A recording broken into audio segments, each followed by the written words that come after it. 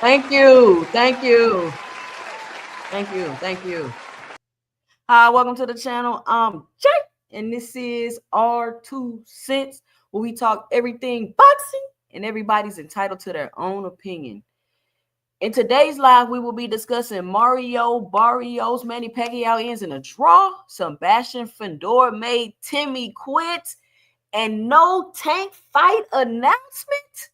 Oh, I know they got their panties in a bunch. But before we do that, make sure you punch that like and subscribe button, and make sure you let me know and drop it below your 2 cents as we go throughout the video.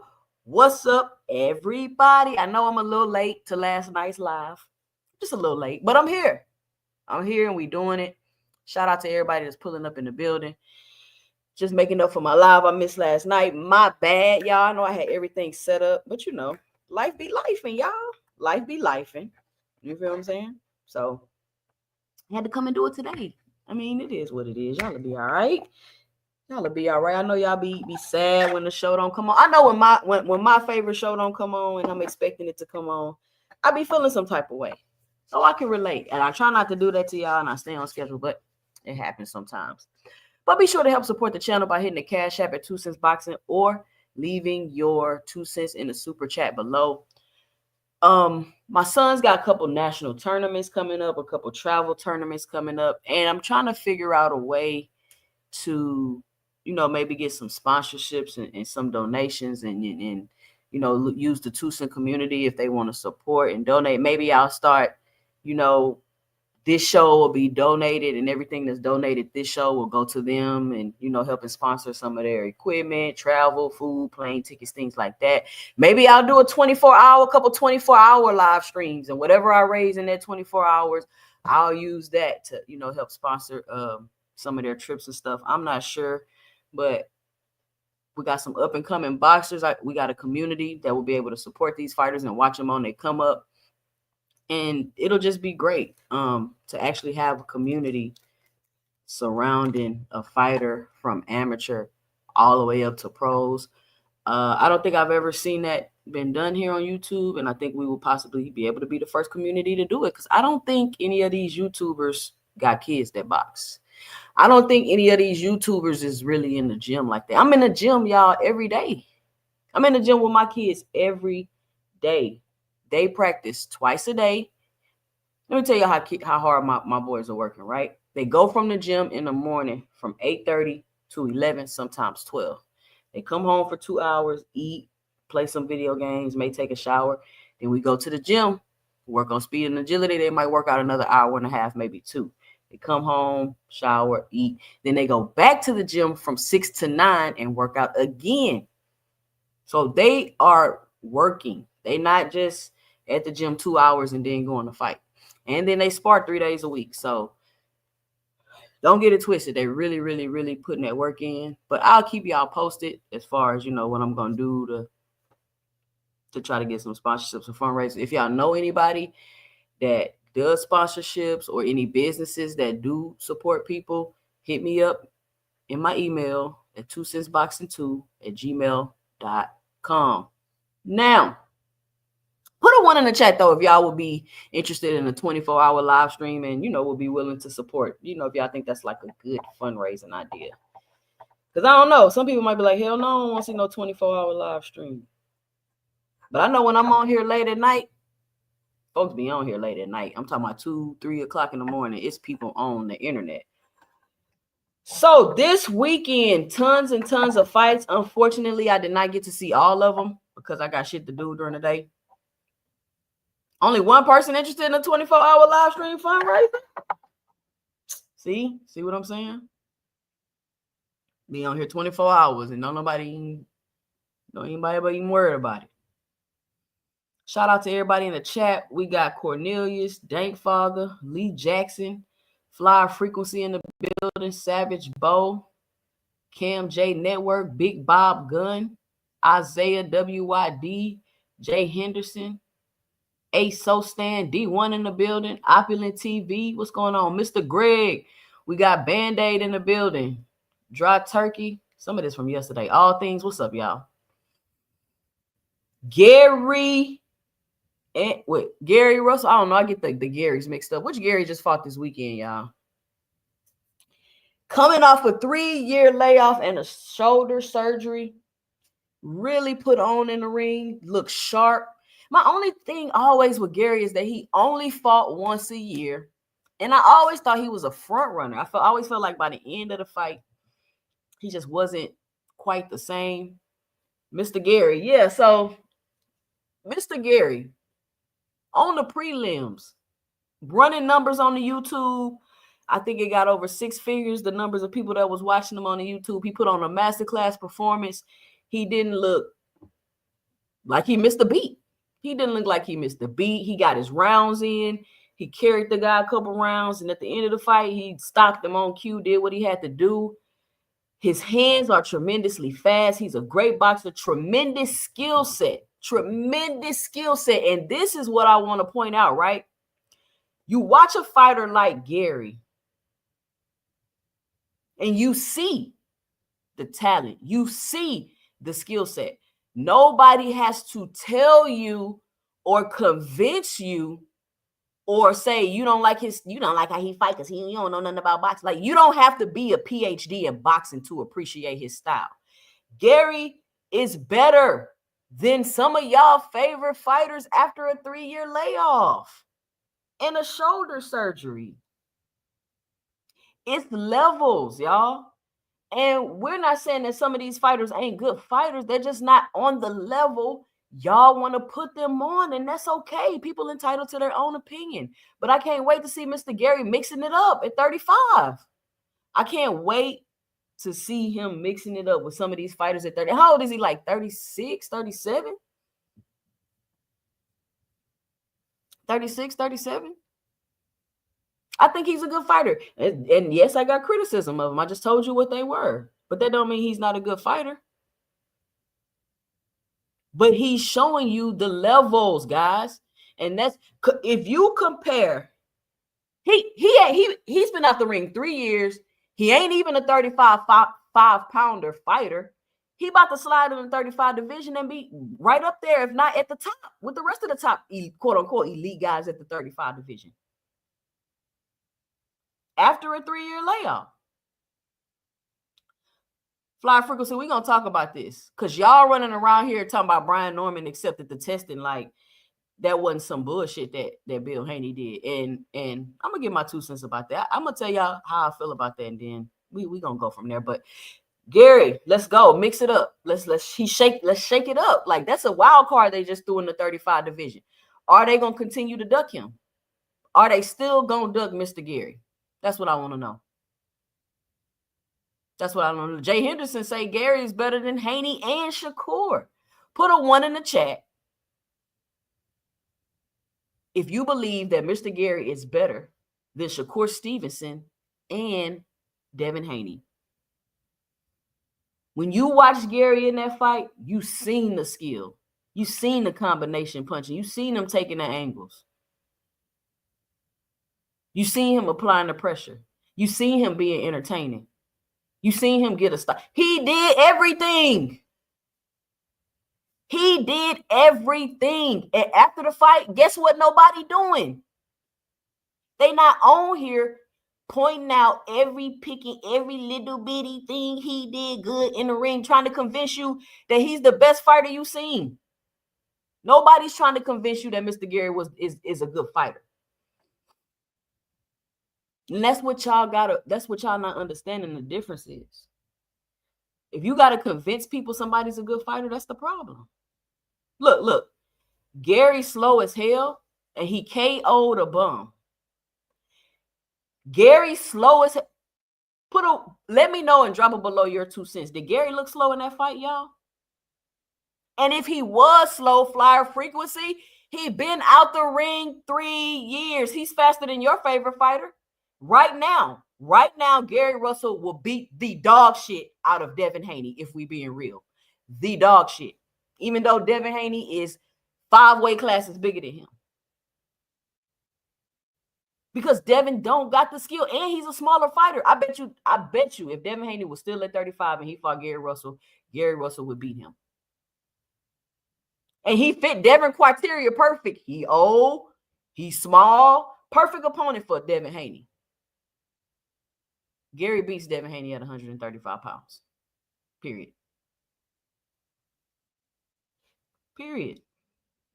Talking about this man slow and he KO'd a bum. But you will sit here and tell me that Devin put on a masterclass performance against Ramirez. You got no credibility, Fly Frequency, because you don't be honest, bro. You don't be honest. So I'm looking. That's a wild card they just pulled out with Gary Russell at 35. Even though I think he kind of small for 35, but his skill, he got some decent skills. So we'll see how that works out. Sebastian Fundora makes Timmy quit on the stool. Now, I told y'all before this fight, I got a crick in my neck. It's killing me, y'all. I told y'all before this fight, Fundora was going to beat Tszyu. I told y'all before the first fight, Fundora was going to beat Tszyu. Tszyu cannot beat Fundora. Tszyu is a decent fighter. I never thought he was the greatest fighter. I thought he was hyped a little bit. You feel what I'm saying? I thought he was hyped a little bit. They moved him really well. They got some good names on his resume. He got the heart. He is a warrior. Don't get it twisted. But he met his match in Fundora. He met his match. No, don't switch it up, Frequent. Look at Frequent trying to switch it. I meant he's slow as hell compared to how he used to be. Okay, Frequent. Yeah, clean that up. Yeah, but he's still fast, so that says a lot. So Tszyu was never just like the greatest. He was a good fighter. He's a tough fighter. He could beat a lot of names and a lot of people, but Fundora, he should have just, after that, he shouldn't have rematched Fundora. He should have just left Fundora alone. There was a misconception to me that Tszyu was winning the fight until he got cut. And I kept telling people, guys, he got cut in like the second round. Why? Or the third, I think it was the second round. Why do y'all keep saying he was winning the fight? Oh, he gonna beat him because he was winning that last fight till he got cut. He got cut in the second round, y'all. He got cut in the second round. And this is my thing with Fundora, right? I think Fundora is a dangerous fighter for any of those guys. Is Fundora the best skilled fighter? No. Does Fundora have flaws? Yes. He keeps his head on the line. He's susceptible to overhand shots. That's pretty much, I would say that's pretty much his two biggest flaws. His defense needs to, and I mean, he don't even got to move his head much. He just got to dip it to the side. You know what I'm saying? Just dip, like Fundora, just dip it to the side a little bit or just step a little bit back out of range. Like he need a pull counter. Can y'all imagine if Fundora had a pull counter? But like it's over with. It's over with. But yeah, if the first thing we said was, why does he like to fight on the inside? So we know Fundora got an inside game, right? You get in there on the inside, you might get hurt with some of them uppercuts. We said, fight him long, use your jab. You got like an 85-inch arm reach. So now he's using his jab and keeping fighters at the end of his jab on the outside. They're still able to get to him because his defense, he needs to work on it. But he's going to give anybody trouble in that division. Is he beatable? Of course. Is he the best skilled fighter? I'm not saying that. I'm saying with his dimensions and his attributes, and we're not going to act like he can't fight because he can. He's going to be trouble for anybody at the 154-pound division, and it's going to get interesting. It's going to be interesting. I don't know why people hate on Fundora. Like, y'all don't like boxer styles, and then it's like y'all just forget them. Like, you just don't like them. They just trash to you. No. He's a good fighter, and he's improving. That's what y'all don't be acknowledging in fighters. He's improving. He said, hey, man, I realize I'm longer than these guys. Let me just keep them at the end of my jab. Make it easy for me. There it is. So Fundora beats Timmy. A lot of people saying Tszyu should retire and this and that. I don't think Tszyu should retire. I don't know if he will continue to compete at a championship level, but I do think that Tszyu will be able to still compete. He's a boxer, y'all. He still got to make his money. I think he can still compete. I still think he can make money. He may turn into a little bit of a gatekeeper, maybe. But I don't think Tszyu should retire. He actually looked better to me in this fight than he did in the Joey Spencer fight. Because to me, in the Joey Spencer fight, he still looked like his confidence was kind of waning. In this fight, he didn't look like he didn't have no confidence. He looked like he just accepted the fact that he not finna beat Fundora. He not finna beat him. I'm not finna stand here and let you beat my ass to death. And I ain't got it. I can't do it. So, his corner was like, forget it. He was out on his feet. He got knocked out on his feet. He was just standing there. He didn't even know where he was. So kudos to his corner for not doing no more dumb shit and keeping him in the fight when you see he's clearly outmatched and it ain't working. I'm not going to call Tim a quitter. Oh, he a quitter. He quit. Like, I don't get that. These fighters got to continue to fight another day.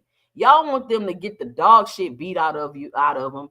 And so you can say he went out on his shield and now career is ruined. You walking around with PTSD. You running around the ring and can't even fight nobody. No, do not let that happen. So you can say he went out on his shield. Cut it out. Shout out to Fight Game with the $20 in the with the $10 in the super chat. He says, wow, Tszyu. Turns out that everything you said in that debate, you won, but got overturned, has come to be true. I can't make the late show, but I'm playback game. Haney is cooked. Watch how they find a new reason. Shout out to Fight Game. Listen, that debate is going to age like fine wine, KO voice. Everything I said in that debate was true. Like, this is what y'all don't understand. Y'all don't understand how much research and effort I put into that debate.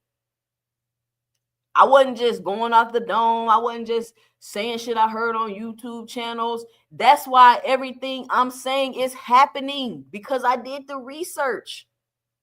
I'm not an idiot. I'm educated. I can see what's going on. I'm not trying to get brand deals and sponsorship. I'm not trying to get on nobody's payroll. So I'm going to tell the truth. And y'all going to see. Y'all going to see. Coach Eddie say Fundora going to sleep. Coach Eddie, hey, he's been knocked out before. I ain't saying he ain't going to sleep, Coach Eddie, but you got to admit, Coach Eddie, he's going to give these people problems. He's going to be a tough code to crack. I'm telling you. It sounds easy. You just get in there and hit him with an overhand. Okay.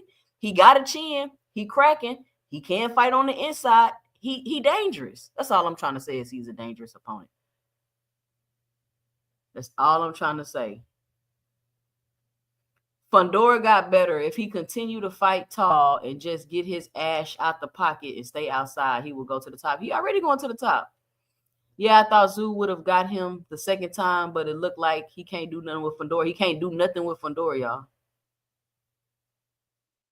Yeah, Fundora's slow. He is slow, but I don't know. Maybe the power, I don't know. Whatever he's doing, the attributes that he have and he displays is working, and it overcomes a lot of his flaws. The only thing really I say he needs to improve and work on now, he should be in the gym, is working on his defense. Working on his defense, working on that jab.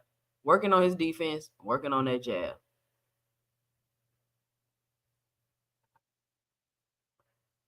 Yeah, I think Timmy still got some fights in him. You know what I'm saying? Let me see what y'all saying in this chat. KO literally overturned the results because what you said wasn't true. What did I say that wasn't true? Frequency. That's what I be talking. This is what I be talking about, bro. I didn't say nothing that wasn't true, bro. Cut it out.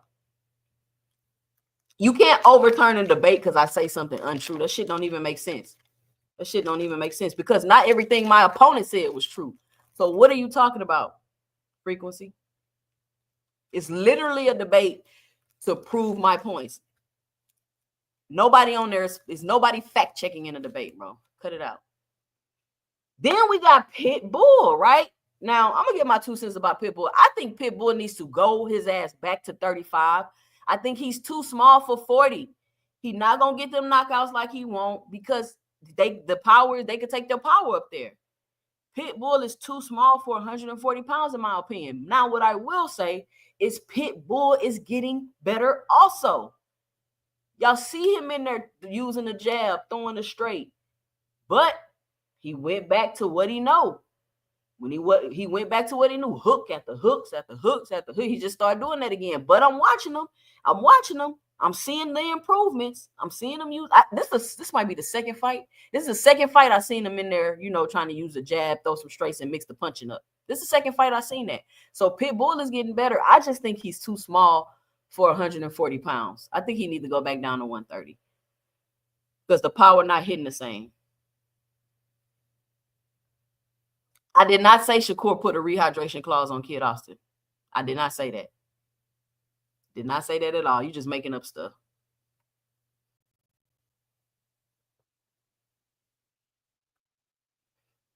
Everyone with the brain know that Haney's looking for a way out of this fight. It was BNK scared. Oh, what is BNK? First it was Brian Norman scared. Now it's the VADA testing. But Brian Norman Jr. smart. Dude getting his own test done too. Hell yeah, get your own test done too. That's crazy. No, don't get no good memory. Go pull up the debate. Get the time step where I said that Shakur Stevenson put a rehydration clause on him. You're not about to gaslight me. So that's my 2 cents on Pit Bull.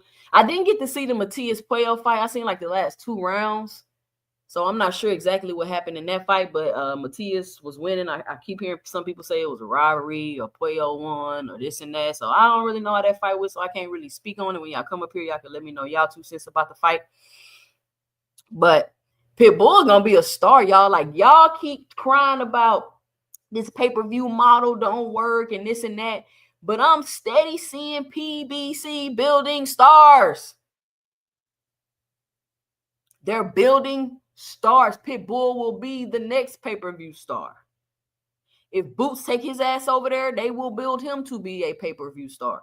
They're building Benavidez to be a pay-per-view. They're building stars over there. Everybody crying about the pay-per-view model don't work. Yes, it do.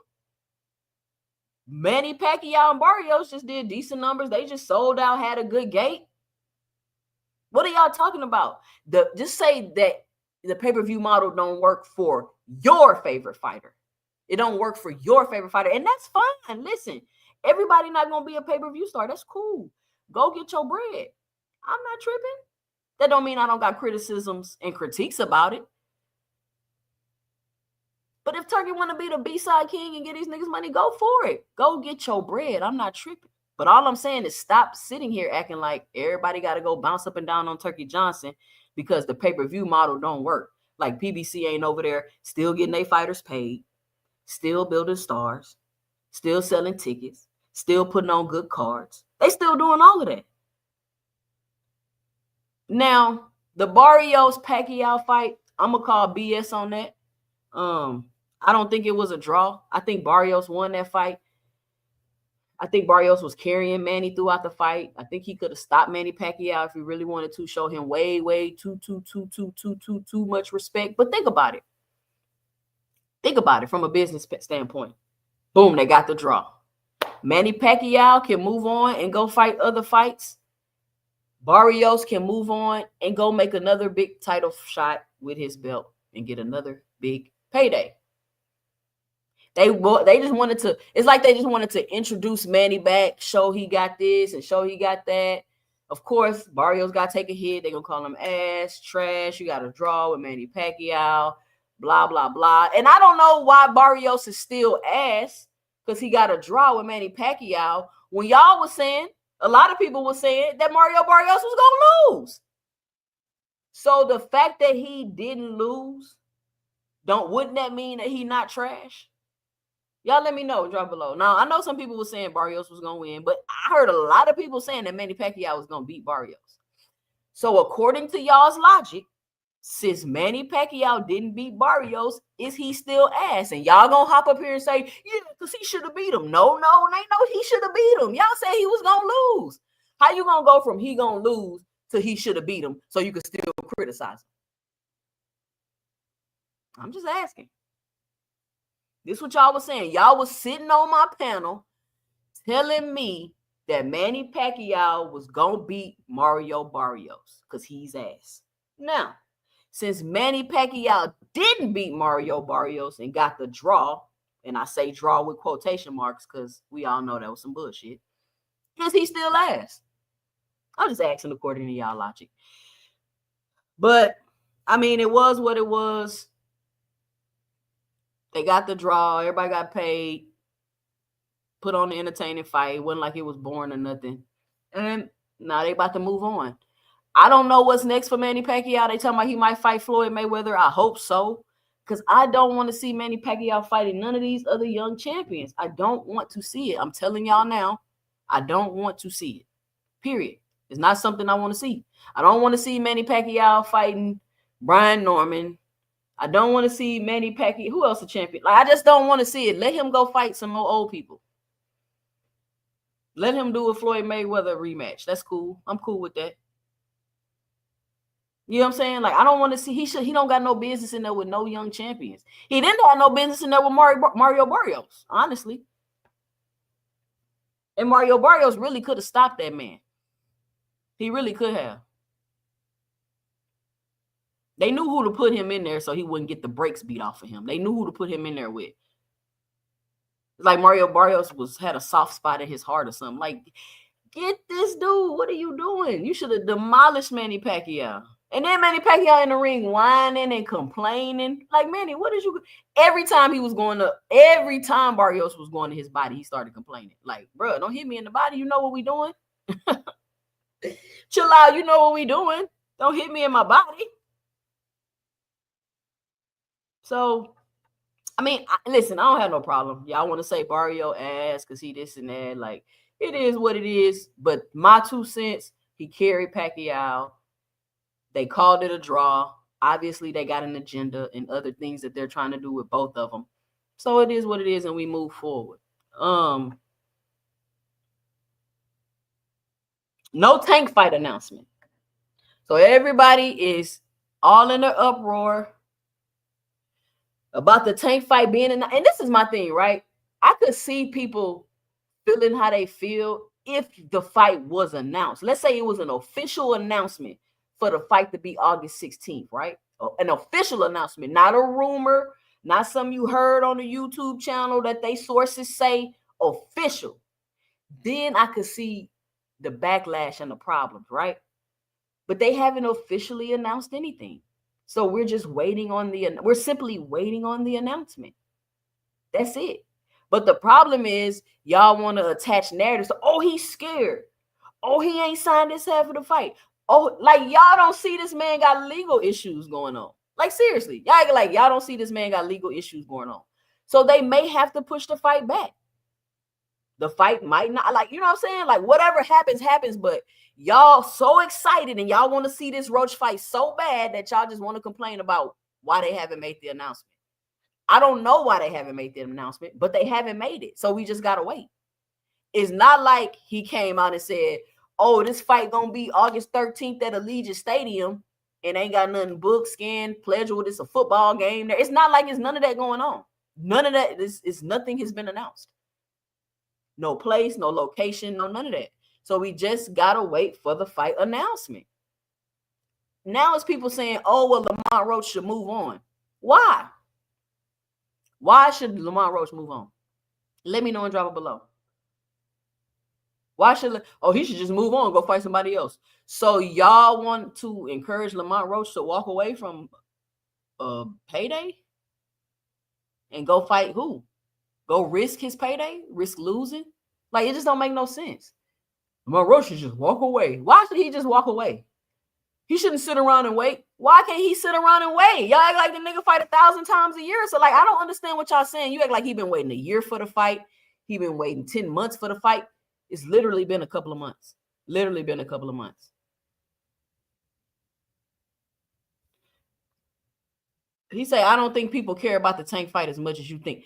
What do you mean as much as I think? I'm hearing the people complaining about when they going to announce me, Coach Eddie. They come on my panel saying the tank fight ain't been announced. When they going to announce the tank fight? When they going to announce the tank? They come at me asking me this. And I keep saying, I don't know. You just got to wait for the announcement. So this is not about caring about the tank fight as much as I think. It's literally people, content creators, talking about this and making videos and making up all kind of scenarios and situations why the Tank is scared. Tank haven't signed his half of the contract. So it's not about people caring about the Tank fight as much as I think. I'm talking to the people that are saying these things. That's it. If they don't care about the Tank fight, cool. Why they keep complaining about the announcement? That's my point. If y'all don't care about the Tank fight, that's just people who want to antagonize you.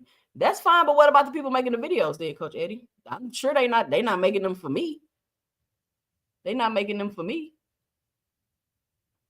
So, I mean, it is what it is. Like, maybe they don't care about the Tank fight. Okay, cool. But if they on here antagonizing me, then that's who I'm talking to, Coach Eddie. Whoever doing it, whatever, for whatever reason, just wait on the announcement.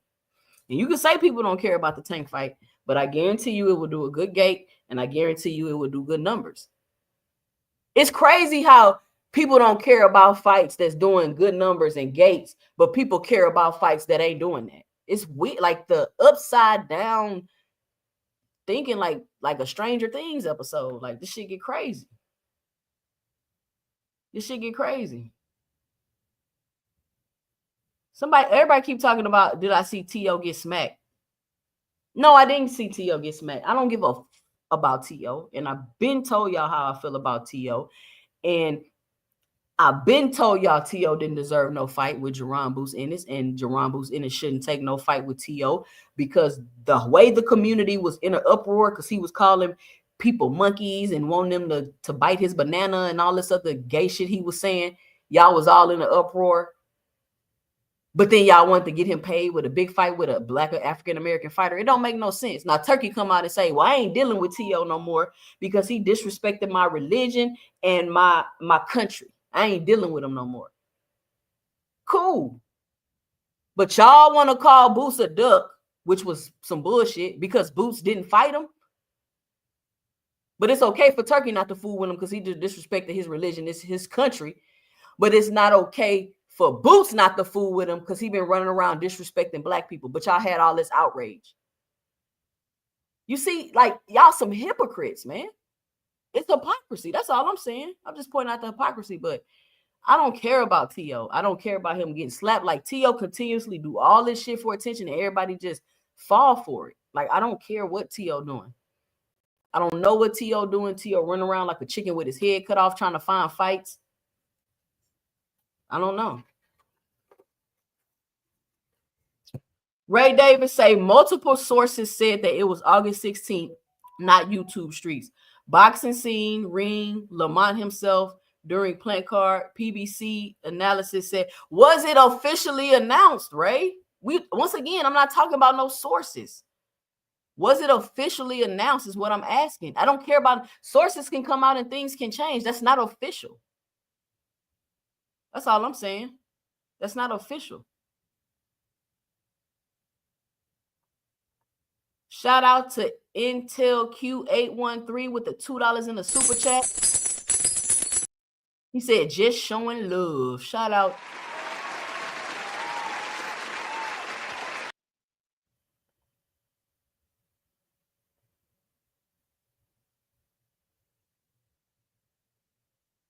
And then, and we got the Usyk Dubois fight. We got to talk about that. But let me say this, since somebody just mentioned Jake Paul. This dude jumped in the ring with Usyk. Like, can we stop with the Tank and Jake Paul shit, bro? It's obvious Jake Paul just running around getting attention and doing shit for clicks and views, guys. Can we stop with the Jake Paul Tank shit? Stop it. The man just got in the ring with Usyk talking about he about to fight him in an MMA match. He about to fight Tank. He about to fight AJ. He about to fight Usyk in MMA. Come on, y'all. Like, just stop. Like, come on. Can we cut it out?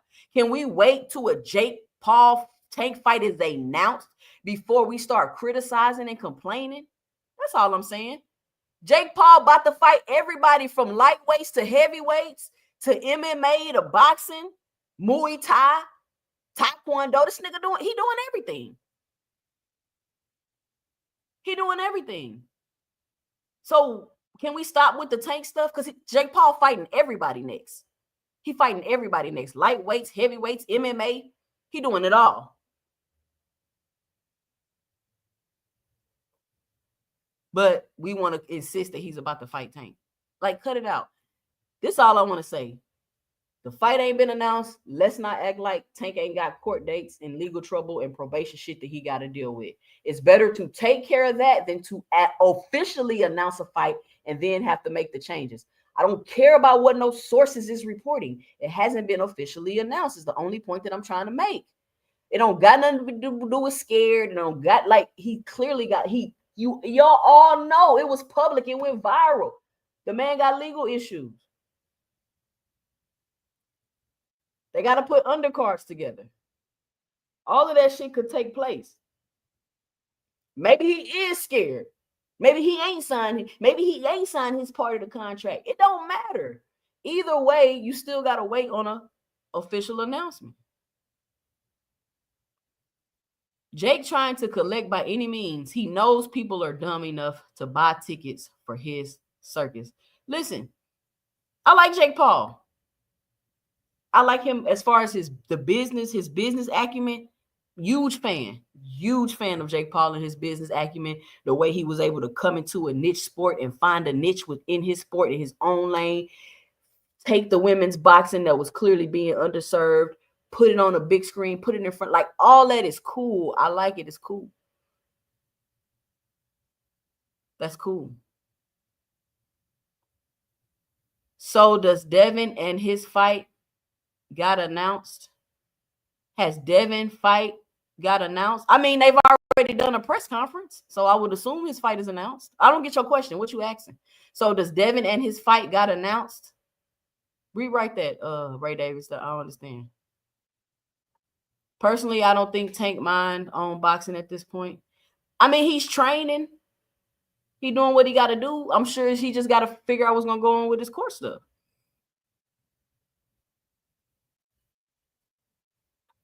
It seems an intent to try to sabotage this young man, in my opinion. Whoever this girl is he be fooling with, they be lying and calling the police. He should have left that girl alone. You do not fool with no woman that will call the police on you, bro. Especially call the police and lie. Come on, man. That's out of control. That's out of control. Devin has legal issues as well.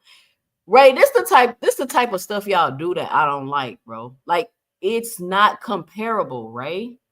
What legal issues do Devin have? Somebody filed a restraining order on him?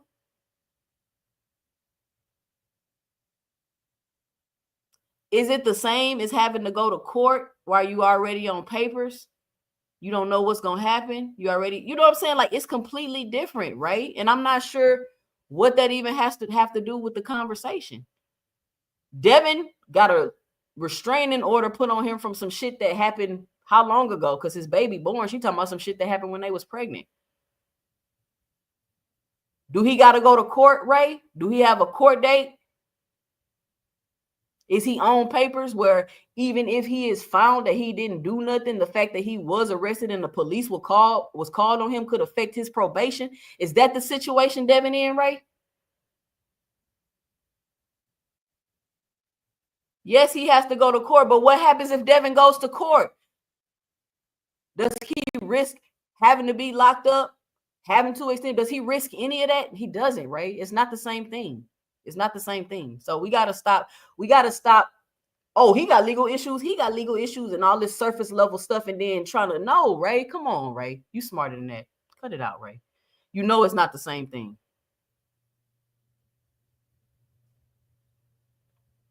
Coach Eddie say the problem is he keeps sleeping with it. Coach Eddie, you better tell these little young guys. You got to tell these little young guys. Yes, Tank is in a bind because from my understanding, the judge don't like him from the other incident. And now he's got arrested in this incident, which even if it's false, the fact that he got arrested, the other judge could be like, you still violated your probation. I don't care if she lied. You got to go sit for 3 months. So that's the difference. then Tank should leave them escorts around? What are you talking about, Ray? What you mean them escorts around? This is baby mama. I think they got two kids together.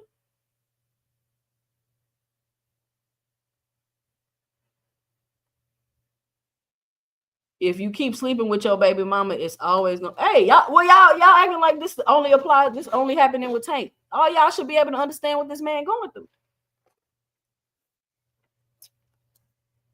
All y'all should understand what this man going through. That's all I'm trying to say. That's all I'm trying to say. So it's not the same. Like every time something happens, that's the same thing and such and such. It's not, y'all. Like it's not the same. It's not. This Tank situation and Devin situation are completely different. She filed a restraining order. Devin ain't had to go turn himself in nowhere. Devin ain't get arrested. Devin ain't facing charges. None of that, Ray. Come on. You trolling me, Ray? I think you trolling me, Ray. Let me drop the link. I've been talking for 45 minutes. Was there something else I want to cover? I think it was something else I want to cover. I can't think of what it is right now. Let me drop the link. I'm going to have to go pick my boys up from the gym in a little while.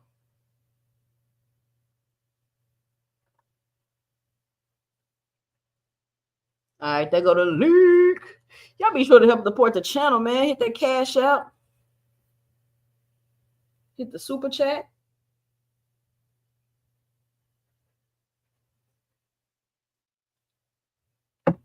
Why should we understand what happens with him?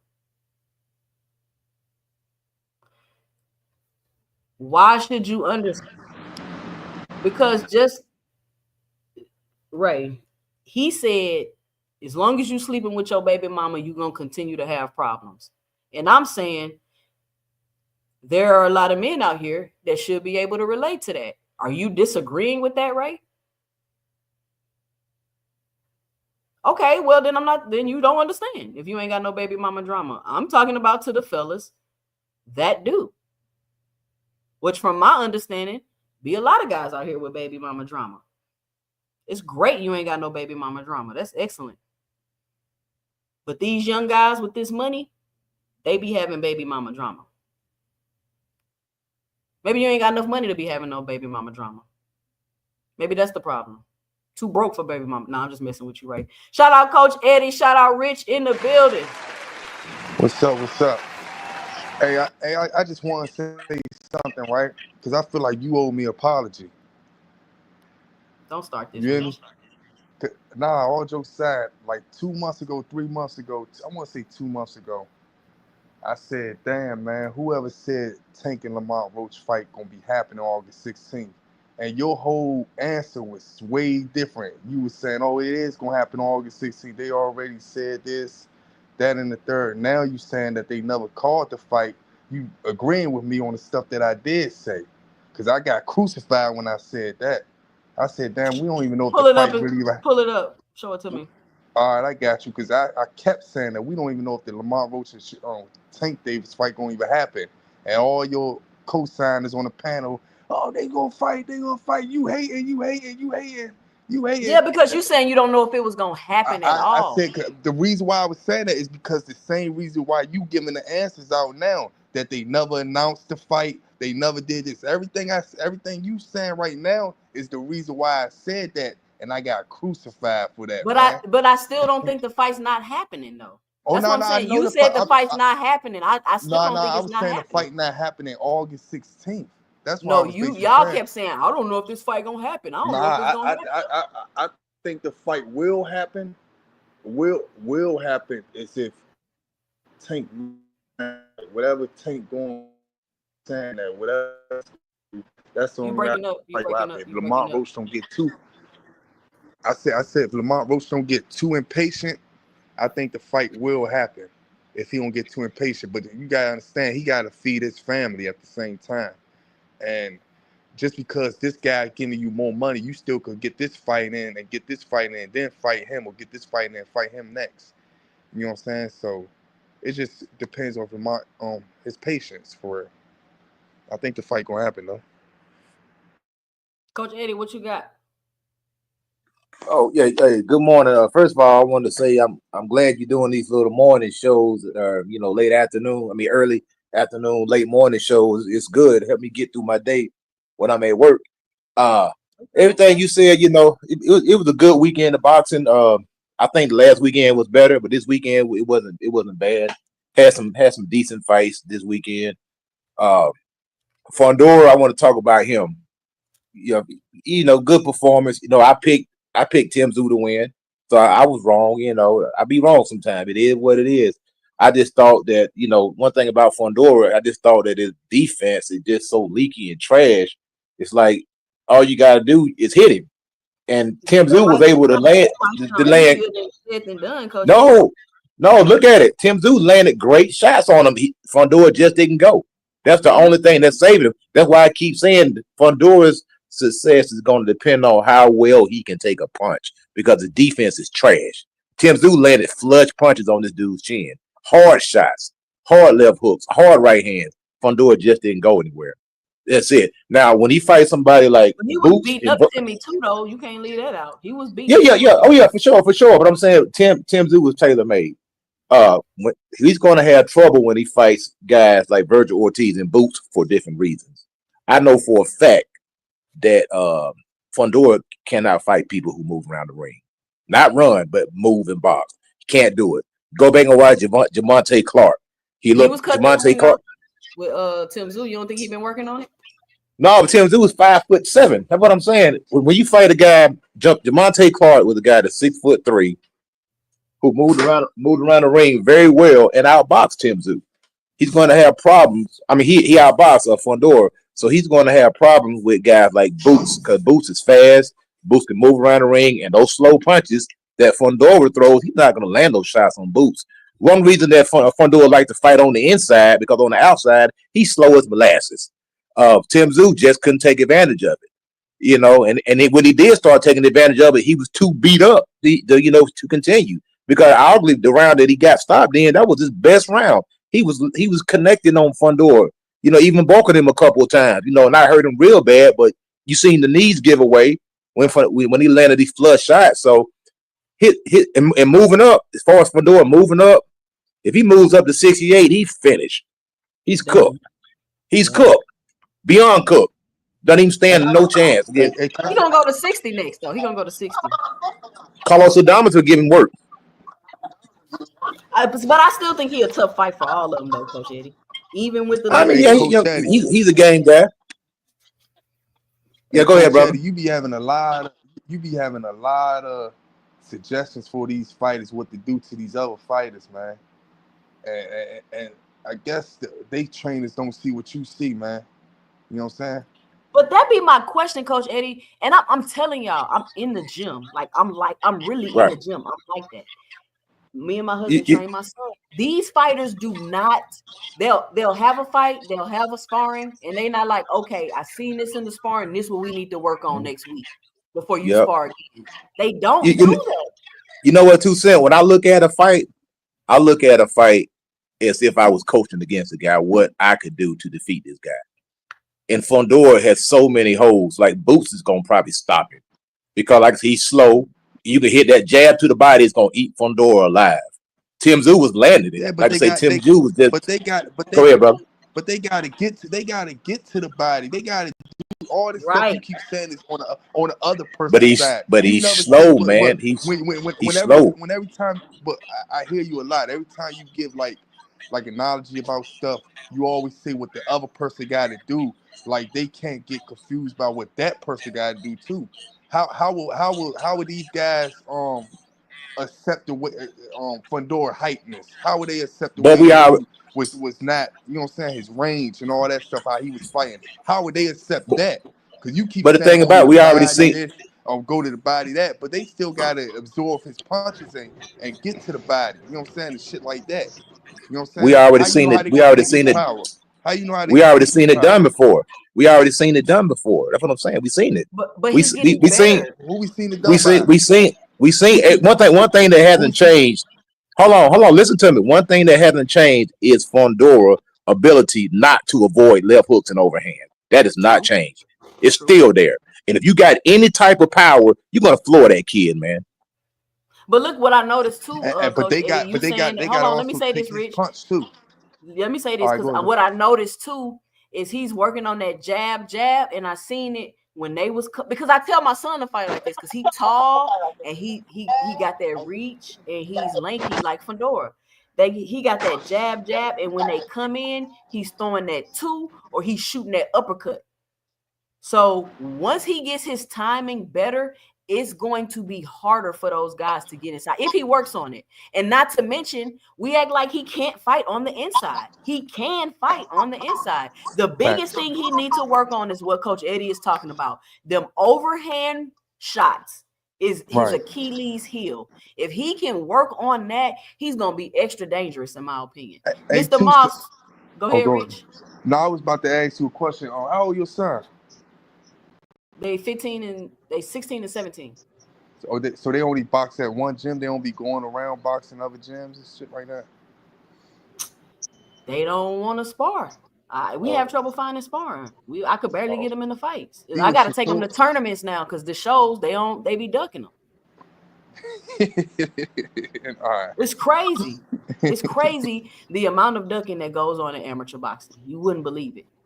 Yeah. I promise you wouldn't believe it. Mr. Mosh, what's your 2 cents? What you got for the show? Well, first and foremost, salute to all you guys, man. Always enjoy your content. 2 cents. I did catch the fights. I agree with Coach Eddie a lot. I'll touch on Fundora and Tszyu first. As usual, the sport of boxing put Tszyu on a pedestal. And for us pro boxing fans, I knew he wasn't what they said he was. He's a good fighter, but he's nothing special. He's straight up and down, no special effects. And just to piggyback off of what Eddie said, he's not defensive responsible for my liking. And I feel like I agree. If he moves up in weight and gets touched in that chin by a bigger fighter, he's definitely going down. He reminds me a little bit of Paul Williams, a tall, lanky fighter. I think Fundora punches are a little bit more sharper than Paul Williams back in the day, but you saw Sergio Martinez knock him out because the chin is high and it's wide open. And so I don't know what these guys are working on in sparring, Coach Eddie, but it's just, like Antonio Tarver gets a lot of slack or hate, but if you listen to Antonio Tarver talk boxing, like it starts in the gym, it starts behind the scenes, it starts in training camps, and we got to start questioning some of these coaches because in the fight, it tells me what you're working on. And yeah, he won the fight, but even in a win, I can still criticize and point out what ifs. He's saying, what if he fought this guy? So I wasn't impressed. I'm gonna be honest. I wasn't impressed because I saw too many flaws. The thing is that Tszyu just couldn't capitalize on the flaws. Hey, once again, I want to say this though, man. I'm gonna say it one more time. I seen flaw, but at the same time, these guys going up against a 6'6", 6'7", one of those, right? And I want to see how they would take his punches or how they would get to him, because it's easy to say what another fighter could do to somebody because you're not in the ring. You know what I'm saying? But when they get in that ring, and they try to raise their hand all the way up to 6'6" to punch, and they get 2 or 3 jabs at a time. It might not be the hardest type punches, but it's still it's effective. I want to see how they will react to it. So once again, we always got a game plan, you know what I'm saying? But when they get in that ring, it's gonna be a whole different ball game, you know what I'm saying? I agree 1,000%. I feel like that. Listen, it's easy to say, oh, I'll land this shot. I can get this shot off from the outside looking in. But like Floyd used to say, when you're in front of me, it's not that easy. We agree on that, bro. But I think that better skilled fighters who know how to move their feet, bro, Tszyu's feet ain't like that. And so there's fighters out there who got better feet, better movement, who can get in. And here's the key word, who can slip better, right? To get in, right? Like, listen, you can slip Fundora, get in quick, get your off, and get back out. It's possible. Is it tough? Of course it is. It's boxing. 100%. And so, So listen, bro, competition and levels matter. Tszyu is just not on that level. Now let me get to Manny Pacquiao and Barrios, bro. Because wait. What did you think about Pit Bull though? You see Pit Bull getting better? No, he's just a come forward straight fighter with slingshots, and he has a good high guard, and he comes forward, and he's trying to land something big, but Hey, again, defensively, he's not responsible. He's hey, just a straightforward come fighter, and I don't respect that. Listen, I like boxing. Hey, Moss. Yeah, One thing. Moss and Coach Eddie. You know what style that only style I think that'll be hard besides the guy that got that slick shot in on Fundora and knocked him out.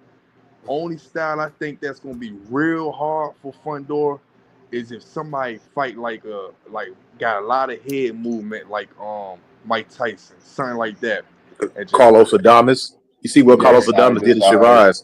Carlos Adames yeah, is a nightmare yeah, for Fundora. He's a nightmare.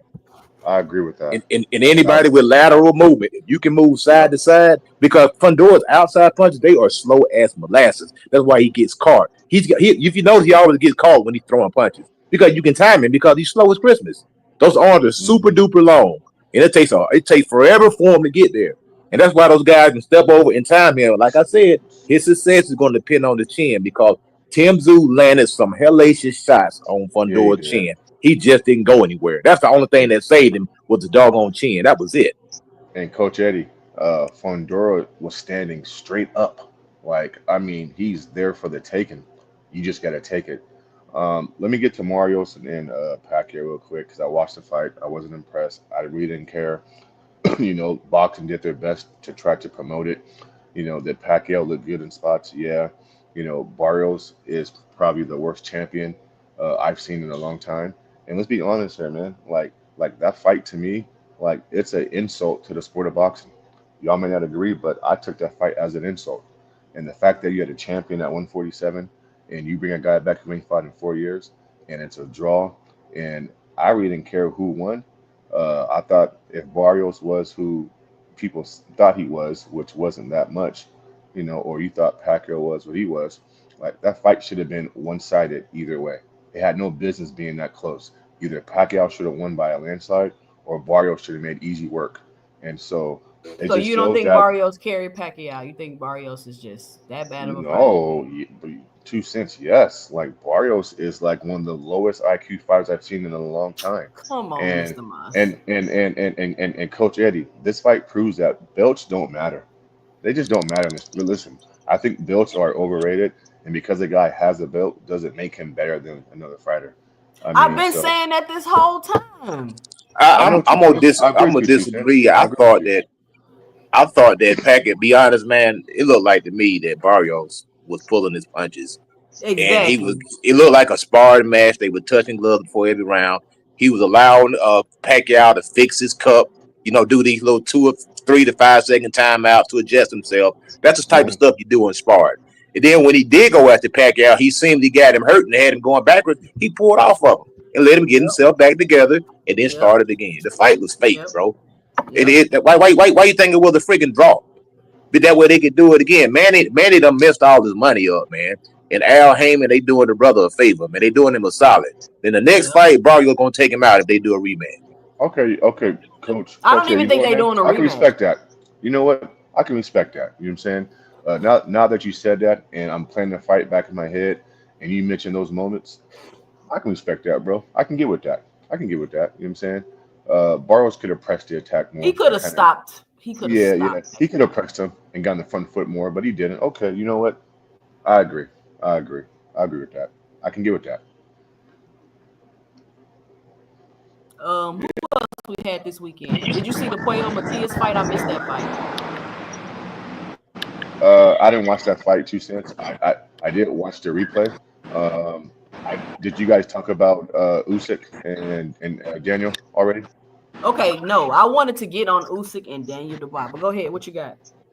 Um, in the sport of boxing, skills pays the bills, and Roger and Floyd been telling us this for years. And I thought Daniel was the power puncher, and if he landed something, okay, gotcha, it could happen. But Usyk did a great job with it, bro. I mean, 2 cents and Coach Eddie. I haven't seen too many heavyweights with that type of foot movement. I mean, and that type of angles and that boxing ability. And so I thought Usyk set him up. He set traps. I thought Daniel was coming in on a straight line. And just he got caught and he was hurt, never recovered, and then the big left hook. Um, I think we all knew that Daniel wasn't going to outbox him, and he had to land something big and land it early, and he just couldn't do it. And we saw what happened. And again, skills pays the bills in the sport of boxing. I mean, because you a big power puncher doesn't guarantee you to win a fight. That's why I don't go off of power. You feel me? Like skills pays the bills in boxing. But that's all I got. Hey, you Let know me what? say, You can argue, but my man Usyk, you can argue that he is a power puncher because he's hurting everybody. He's hurting Tyson Fury. He's hurting Well, Anthony with timing, Joshua, he and he is. just flattened Daniel Yeah, Dubois. timing. Yeah, I mean, so the man, you got to remember, the man's 230 pounds. That's not a small man. That's a big guy, Nah, man. he got a punch that'll knock your ass. That tell you step back. Yeah, but He Usyk got hit you with punches shots people that you don't see coming though. So I mean, that like too. yeah. now let me And say this. they gotta respect it. They ain't gonna Let just me come say in this. and nah. Let me say this about the Usyk Dubois fight, right? I know what happened last time. The boys got that little body shot, and people thought, oh, they just gave him a gift or whatever. I didn't think Daniel was about to beat Usyk. His defense is trash. He don't move his head. He take a lot of shots. Like he literally, and people don't recognize this. He almost got stopped by Anthony Joshua before he landed that shot on Anthony Joshua. Anthony Joshua had hurt him. That's why Anthony Joshua came in there like that. And they say a hurt fighter is a dangerous fighter. So Anthony Joshua came in there with his hands down, and then Dubois caught him. Now, my thing with Usyk, he's a great fighter. Cruiserweight, came up, beat all the heavyweights. That's cool. Great fighter. But I want to say, what does it say about the heavyweight division? The fact that a cruiserweight can move up and beat y'all. What does that say about the heavyweight division? And my issue I'm having, and when I say this, people are gonna be like, "Oh, you discredit." I'm not taking anything away. But I'm just stating the facts. if I'm Usyk, being hold on. Usyk has had 5 fights at heavyweight, right? 2 of them was rematches. How are we trying to say he's a top 10 or a top 5 heavyweight of all time?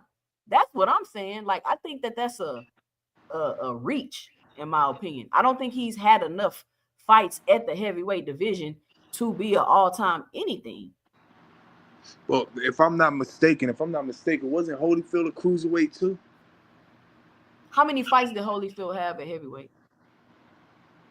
I can't tell you that. I'm not that age range, but I know he was a cruiserweight too before he went up to But the thing heavyweight. about Holyfield is that he fought He different fought fighters. everybody.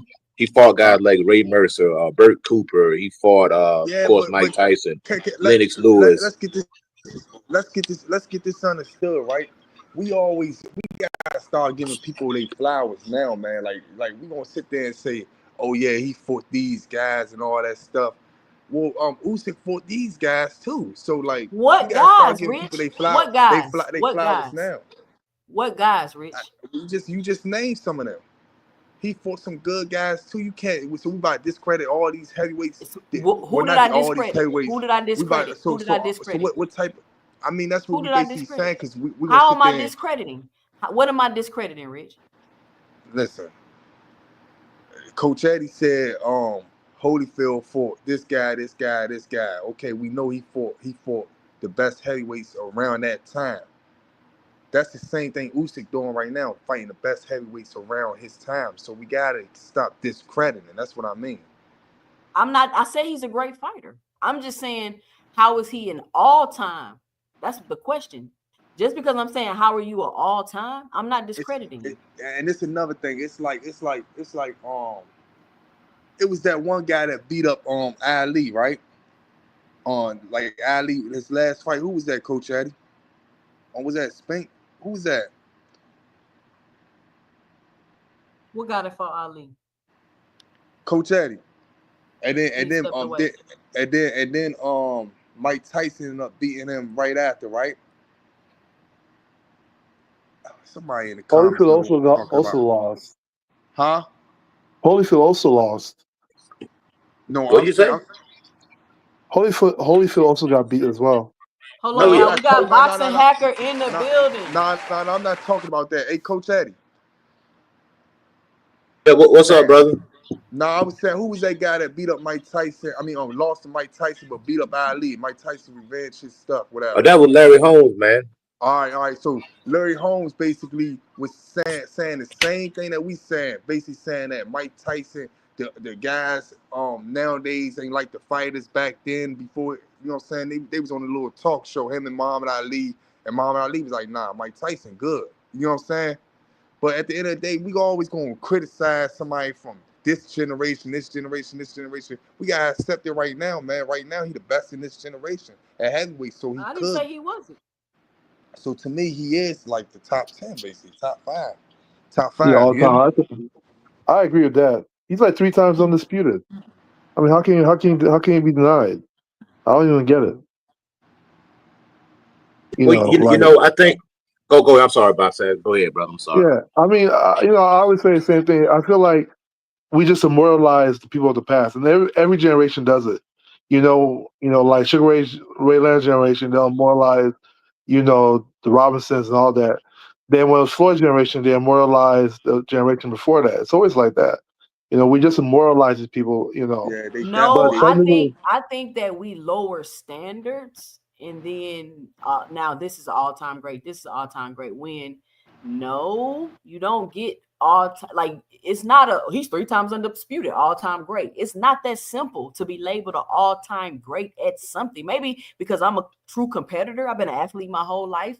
Maybe I'm coming from a different perspective, but I just ain't finna label you. Just know you can win all these accolades. I run track, right? You can win all these gold medals, but ain't nobody breaking Flojo record. They not breaking Flojo record. What record I don't give a damn how many beating, gold. though? Listen, I don't give a damn how many gold medals they win. If you ain't breaking Flojo record, do you get what I'm saying? But So it's what a record is he difference. not beating, though? He Well, beat the best of the best twice. No, it's He not beat about. hold on one second. he beat Let 3 me of the add best a of the little bit best of 2 perspective times real each. quick. Yeah. Hey, boss. But check this out. It's like this, man. Now, granted, this is what happened in the heavyweight division. You had the King of the Hill. You had Anthony Joshua, Tyson Yes. Fury, and Deontay Wilder Yes. was playing King of the Hill. Right. And all the other heavyweights was fighting each other, so they wasn't getting no shine. They wasn't getting no credit. The consensus was it was Tyson Fury, Wilder, and Anthony Joshua, and everybody else was levels below. Hey, Coach Eddie. Yeah. Right. Is my phone? And then Usyk right? came in, right? Hold on. Yeah. Then Usyk came in and he beat the guys who were at the top of the heat. Now, if you remember guys like Muhammad Ali, those guys fought, freaking over 50-something fights at heavyweight. So sometimes Yeah. you can beat the quote-unquote top guys and still lose to a guy that's not considered a great heavyweight, or a guy that's not Sure. considered a great heavyweight can give you a tremendous fight. Like Oscar Bonavena when he fought he fought Muhammad Ali, Oscar Bonavena. He fought a white dude by the name of Joe Buckner. This oldest average white dude, and gave Ali a problem. The list goes on. Ken Norton. A lot of guys gave a lot of these guys problems, but what it is, what 2 Cents is saying is that you only fought basically 3 guys. And there's probably other guys on there that could give you issues. You just hadn't fought them yet. So let me counteract with this though. Wait, hold on, one second. And y'all talking about all-time great. Let me counteract you with one thing though, Coach Eddie. All right, you're right. He fought some fights, but when it comes to Ali, they remember the big fights he fought, right? The big wins is what that he gets immortalized for, right? So you look at the big wins that he fought, right?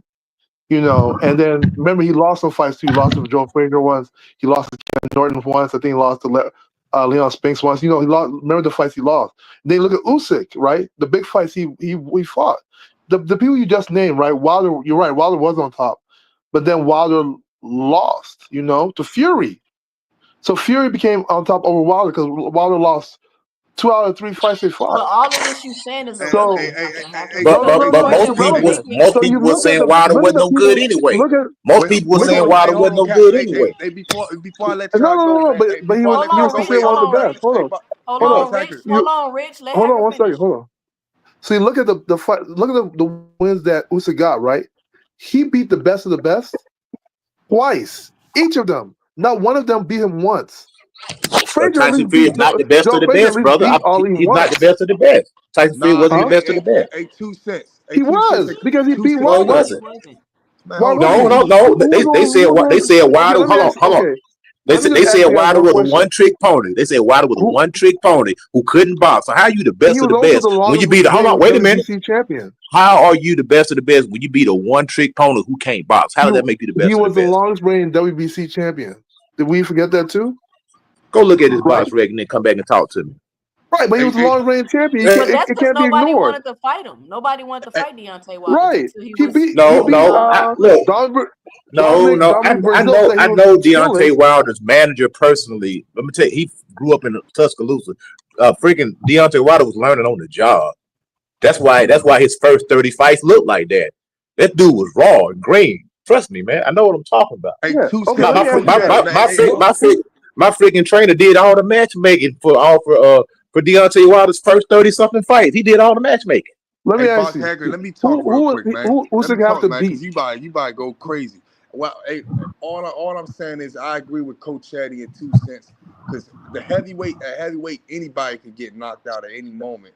So you really don't know, you know what I'm saying, who could really knock out Usyk. But I'm just saying what he did is great. But I don't know why Boxing Hacker. I'm not with this. What he's saying about Muhammad Ali, because Muhammad Ali will always be better than Usyk. So don't put me in that category, man. I'm not with what Boxing Hacker saying at all. I don't know how y'all say it. Usyk was undisputed at cruiserweight, 3 times undisputed at heavy. What are we talking about? How can he not be all-time great? Wait. This why I say he all-time great, but as far as comparing him to Muhammad Ali, I feel like that George Foreman would beat the shit out of everybody on Usyk resume, and I feel like who the guy they fought 2 times? What's that guy? That beat him and then he beat him again. He beat him.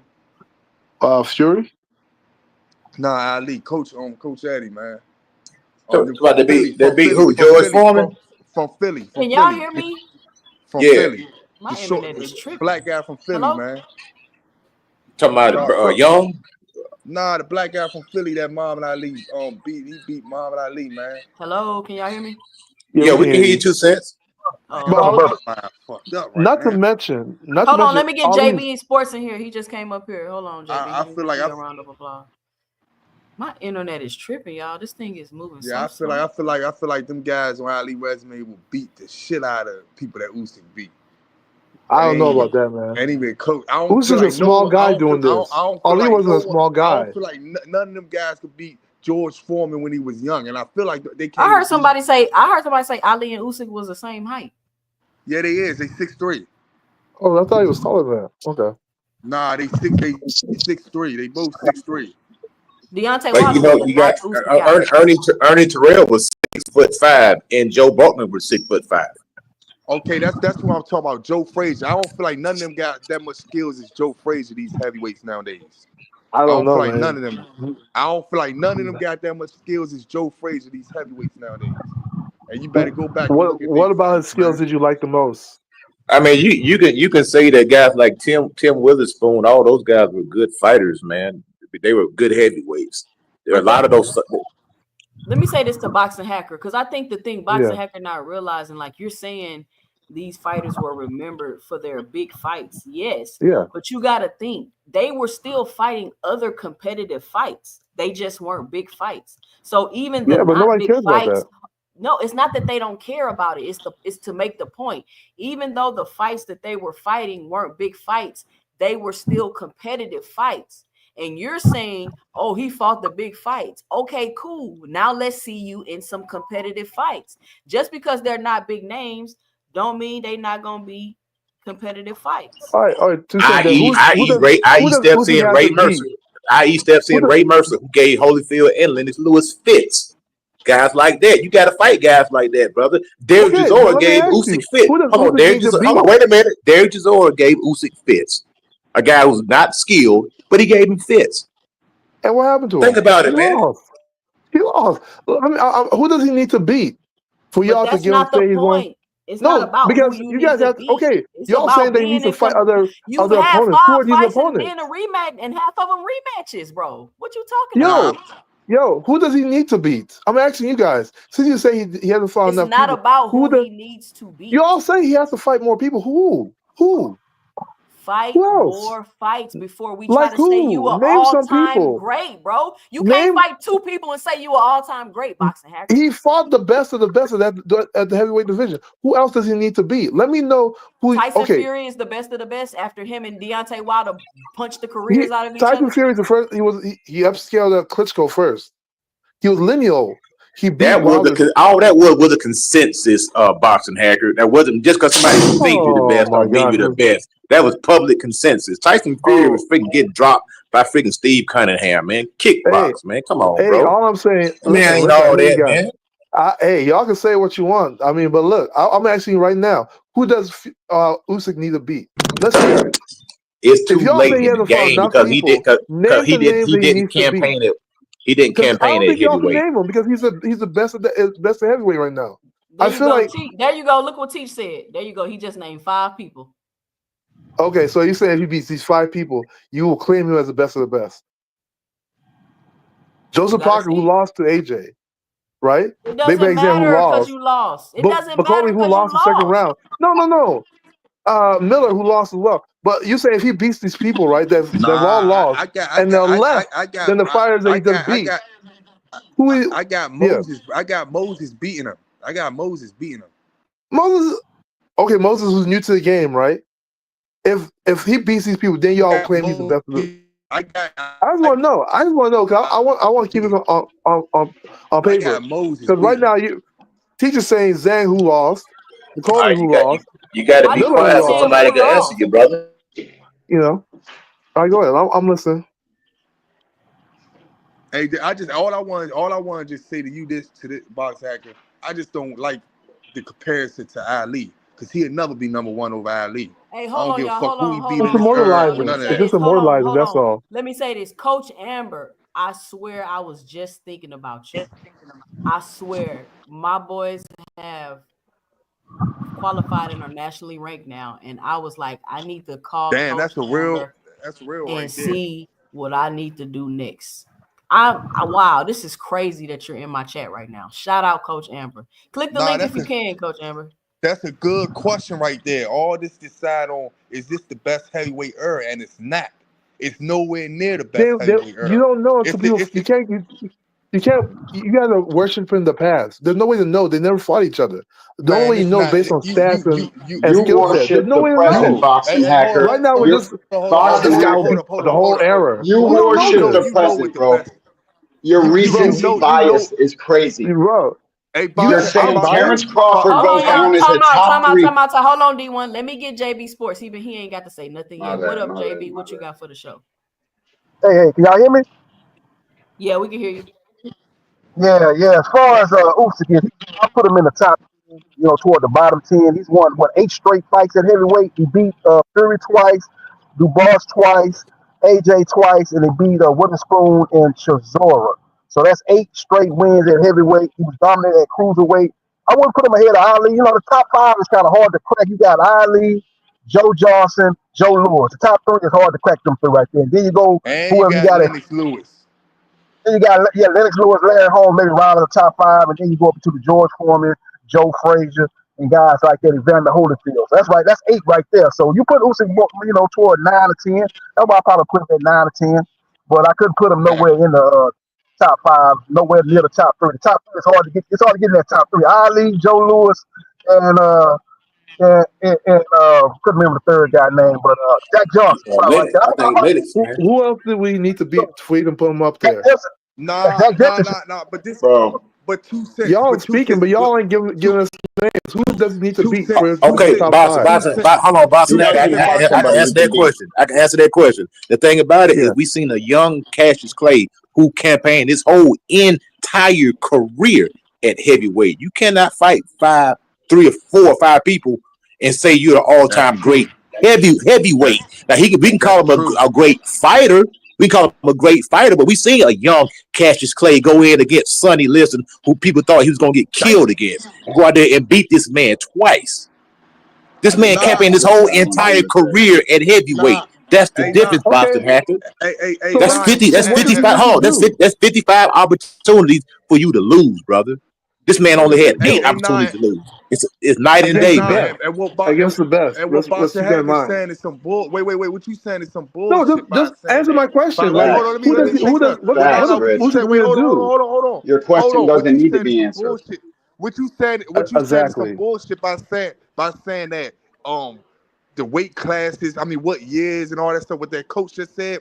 It depends on what heavyweight era we talking about. Because in the 90s, the heavyweight era was way different from this era. You know that, man. Facts. These niggas some trash. Now, Deontay Wilder winning You last against you some of them never niggas. know until people fight.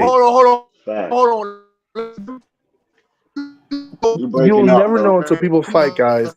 You don't know who beats you until they Wait, hold fight. That's the truth All right, about the hold on, ring. y'all. We gotta Can let I can I D1 go. We gotta let can I D1 can I go. talk? Can I I talk? got one You know thing to from your say. eye That's it. test and every other This fucking dude. and every skilled Joe was boxer know talking. from their eye test if Deontay Wilder would have lasted around niggas in the 90s, or if let's just say Devin Haney would have lasted around Sugar Ray Leonard and all that stuff. You know from your eye test, nigga. Don't try to sit there and say, oh, it all comes. Come on, man.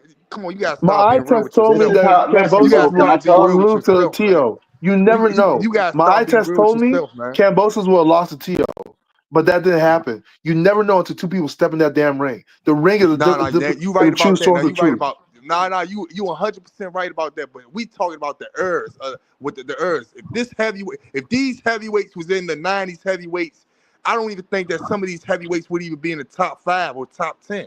To be honest with you, Yo, to be honest Can with I you. talk? I think Can Usyk I can say hang. I something? don't know. To be Go honest, ahead. Listen, I'm not bro. saying. I'm not saying Usyk. I Come think on. Usyk. I think Usyk can hang with all these Urs. I feel like that. But what I'm saying is that some of them niggas that he fought wouldn't be last with these guys, man. Wouldn't even do nothing with these niggas. That's all I'm saying. I'm definitely Boxing think Usyk Hacker is up has there. a clear recency bias. He wants Terrence Crawford to be in the top 3 all-time great. Now he's out here talking about Usyk is the greatest heavyweight. What the fuck are you talking about? The guy's got 9 fights. 9 fights at heavyweight. You're talking about putting him ahead of some heavyweights that have had legendary careers. 40, 50 fights. You're out here so recency biased that you're willing to put Terrence Crawford in the top 3 and Usyk. Bro, you're lost, kid. You need to go watch more boxing. I already proved to everybody on my live stream how fucking casual you are. You didn't even know who Alexis Rocha was. You don't know what the fuck you're talking Oh about. my gosh. Stop the cap, young man. Y'all sing Nah, these songs all day long. Y'all sing I songs agree. all day long, and that can't name the fighters that he needs to fight for him to be an all-time great. It's None of not y'all Don't can Like about I do sing it. did. Crawford. no. Get Boston Name them. Hacker. Pacquiao. He's got a lot of Name work them. left to do, Like Goofy. don't sing me songs, bro. Name the Listen fighters that up. he needs Stop to it. beat You to don't be Listen, an know what the all-time fuck Boston great. you're That's Hacker. all I'm talking Listen, saying. about. brother. Pretend hardcore boxing fan. A make believe.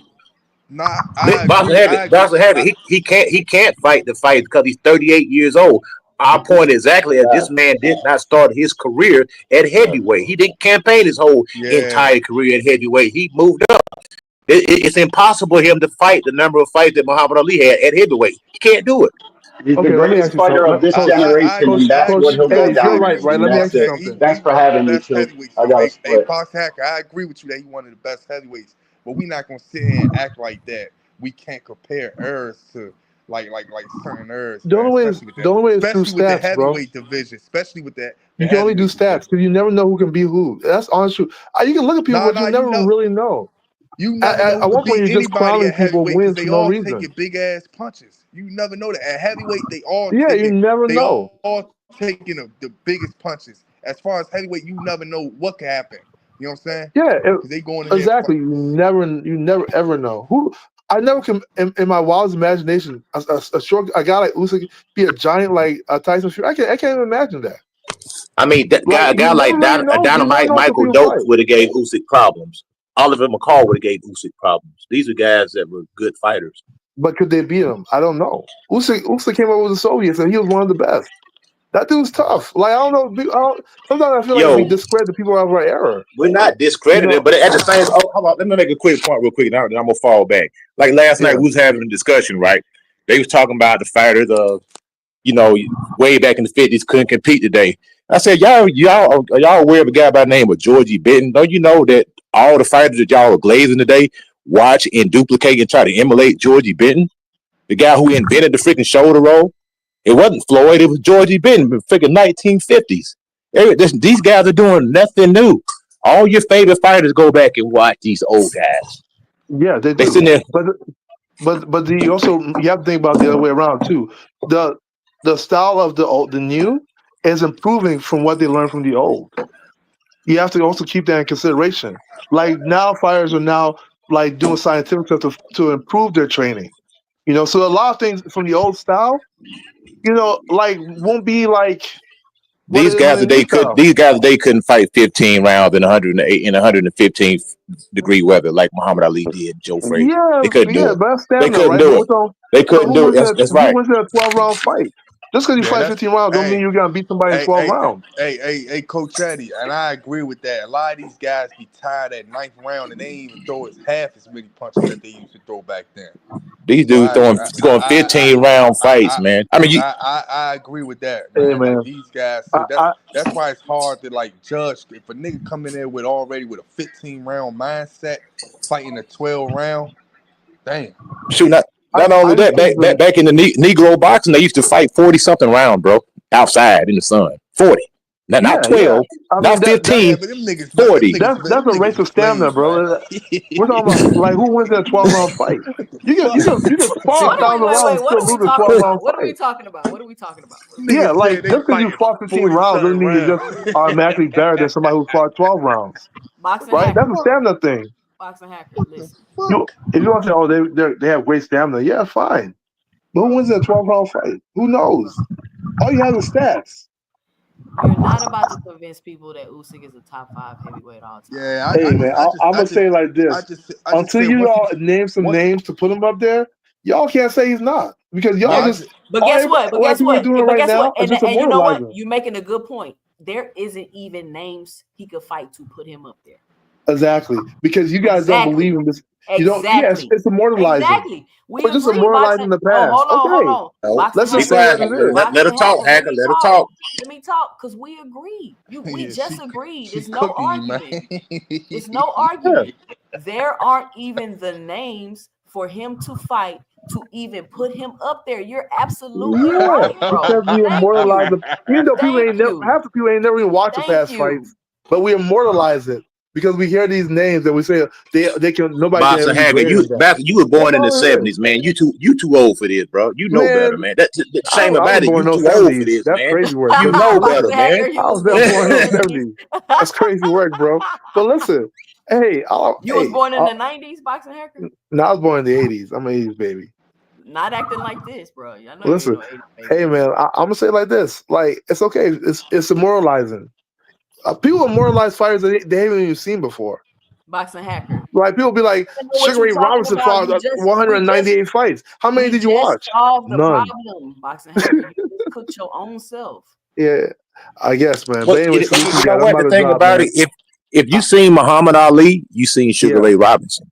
If you seen yeah, Sugar Ray Leonard, you seen Sugar Ray Robinson. yeah. All They're those all are a amazing. product of Sugar. All those are the product of Sugar Ray Robinson. Muhammad Ali, Yeah, he patterned his whole fight game after Sugar Ray Hey, Robinson. hey, no hey, What? doubt. and this one, and hey, And Coach they're Eddie, amazing. sometimes when it comes to stuff like that, you really can see a little bit of it. But if your favorite fighter say he learned from this person, what that would tell you, you know what I'm saying? That's like if it's a kid growing up right now and they only know Kobe, they grew up in 2002, and they say Kobe did everything that Jordan did. What, like, you know what I'm saying? Or Kobe copy off Jordan. So that kid knowing that if Kobe did this and Kobe, my favorite basketball player, Howard Jordan was. You know what I'm saying? If Kobe Yeah, loved him the most, and they say emulate. So when you hear Sugar Ray Leonard say that he learned from Sugar Ray Robinson, or you hear Mayweather say he learned from Sugar Ray Leonard, or you hear Devin Haney say that he learned from Mayweather, you yeah. know what I'm saying? All you could think about is how is these niggas? You know what I'm saying? So if they learn from them or whatever, so you can't sit there and say that they wasn't, or we haven't Just seen because you their learn from fights. them doesn't mean We you can haven't surpass seen them either, 200 of though. their fights, but we consider them good. But we know our favorite fighters learned from them, and they grew Let me up ask you around something. looking at them. So that's why we could say that. You know what Let I'm me saying? ask y'all something. Ray Robinson's a great fighter, right? I think he fought Jake LaMotta like 4 times, right? It was like 1-3, right? LaMotta won 1, he won 3. How great was Jake LaMotta? Was he all time great? That doesn't matter, boxing hacker. Of course, nobody knows. You see, that's how it works. You know, like it's just a moral. What y'all are using is their names, right? The name you can't. The reason why you can't answer that question because you don't moralize Jake That LaMotta, is the same but you're exact thing you're moralized. doing by saying Tyson Fury is the best. That is just a consistency, brother. It's No, a Tyson consistency. Fury beat No, Wilder. it Wilder was wasn't. considered the top. No, No, he beat everybody Wilder in thought Wilder Glacial. was trash. Nope. We're not gonna let you do that, Wilder boxing was the hacker. longest We're reigning not gonna let you do heavyweight. that, boxing hacker. He was the We're longest not gonna reigning let you do heavyweight that. champion of this We're not gonna generation. let you do that. All the Not everybody boxing thought it was pundits. trash. I No. didn't think it was trash. I don't think anybody who Frequency. goes to the Olympics is trash. One, I never think that. That can never be me. Frequency. But I see anyway, salute to you frequency in the guys, man. I'm comment. about to drop though. Salute to I see y'all. But I just frequency. wanted to point that out. I see It's just idolization. That's all it is. Bye, You know. boxing hacker. Bye, y'all. Yeah, I see. Yeah, I don't know what box hack be talking about sometimes, man.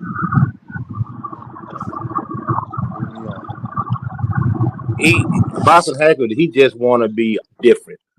You say red, he gonna say blue. If you agree with him, he gonna say, no, I changed my mind. I'm gonna go back to red. That's who he is. He's an antagonist. He wants to be different. Yeah. But go ahead, 2 cents. We got down a rabbit hole. Get us back on track, 2 cents. Hold on, y'all. I'm trying to switch devices real quick. Hey, can y'all hear me? Yeah, we can hear you. Go ahead. Yeah, so let me ask something. What y'all think about, I'm hearing that maybe Pacquiao might fight Rolling next. You know, I think Sean Gibbons, who promoter of MP Promotion, that's who we talk about lining up Pacquiao with next. Maybe Rolling. Rolling was the WBA welterweight champion. He got elevated when Bruce. So that's a fight that they probably you said Pacquiao might fight who?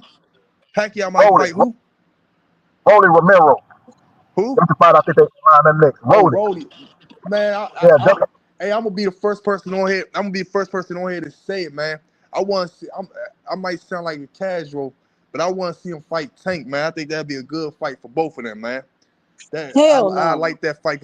I want to see Tank fight Roach, brother. I don't want to see him fight no Manny Pacquiao. Yeah. I definitely want to see him fight Roach or Shakur or one of them. But I would like to see him go up to 147. I feel like that fight will end up happening, him and Pacquiao. But I wouldn't complain about it because Tank going up to 147 and Pacquiao said that he didn't even train that much for this fight, and now he gonna really start training. So I like to see that fight. I feel like that. If he can take Tank's punch, it'll be. I'd love to see that fight. Yeah, now a prime Manny Pacquiao, to me, that's a different story. But this Manny Pacquiao, it's gonna be, if he can take Tank's punch, that's gonna be the issue. If he can take the big punch, if he can take it, we got an interesting fight. But I think Manny's just too slow right now. Stop Manny Pacquiao, y'all. I think it's too. That's what I'm saying. Is if he can take the punch, if he can't take the punch, it's gonna be over with for him. Now, if we want to go back in the time machine and put prime Manny Pacquiao versus Tank, now we're talking something totally different now. A dumbass looking punch and knocking him out. That's probably fight check, man. Because I'm hearing that, like I said, he's not happy with the money he's getting for the Roach rematch, so he probably would take the Pacquiao fight because it'll be more money. He's not happy with the money he's getting for the Roach rematch. Where is that coming from? Look, I just heard through different channels. He's not happy with the money. That's why the fight ain't happening August 16th. That's why it got postponed like 2 or 3 times. They supposed to fight 2 months ago. So that's what I mean. He's not happy with the money. He signed. Yeah, go ahead. Hey, I don't even remember that the fight was even happening. I don't know nothing about no money, but I know that'd be a vicious money making fight though. Him and Pacquiao, I feel like that'd be some money. So I feel like if Tank about his money, man, Tank ain't really at this point. I don't feel like this. I don't feel like that he's trying to, you know what I'm saying, gain legacy or none of that stuff. I think he just about his money. I feel like that'd be a lot of money right there. Him and Pacquiao. Yep. That's why you heard the Jake Paul fight that was being talked about. It was crazy as that fight was. It was a big money fight for Tank. You know, Tank not getting that for Roach. You know, he signed a fight with Roach. The first fight, it was a 2-fight deal, contingent on if he activated the rematch clause. The first fight in a draw or a loss. So he's trying to go. He's trying to double back and change the terms of PBC. Right now, we're not going to do that. You signed the contract before the first fight. You took a draw. If you want to activate the rematch, this was the terms that was agreed to before the first fight. That's the problem. That's why Tank ain't taking the fight. He's not scared of Roach. Thinking Roach might have his number, but he's not scared of Roach. It's the money. He's not happy with the money. That's why the fight ain't happening.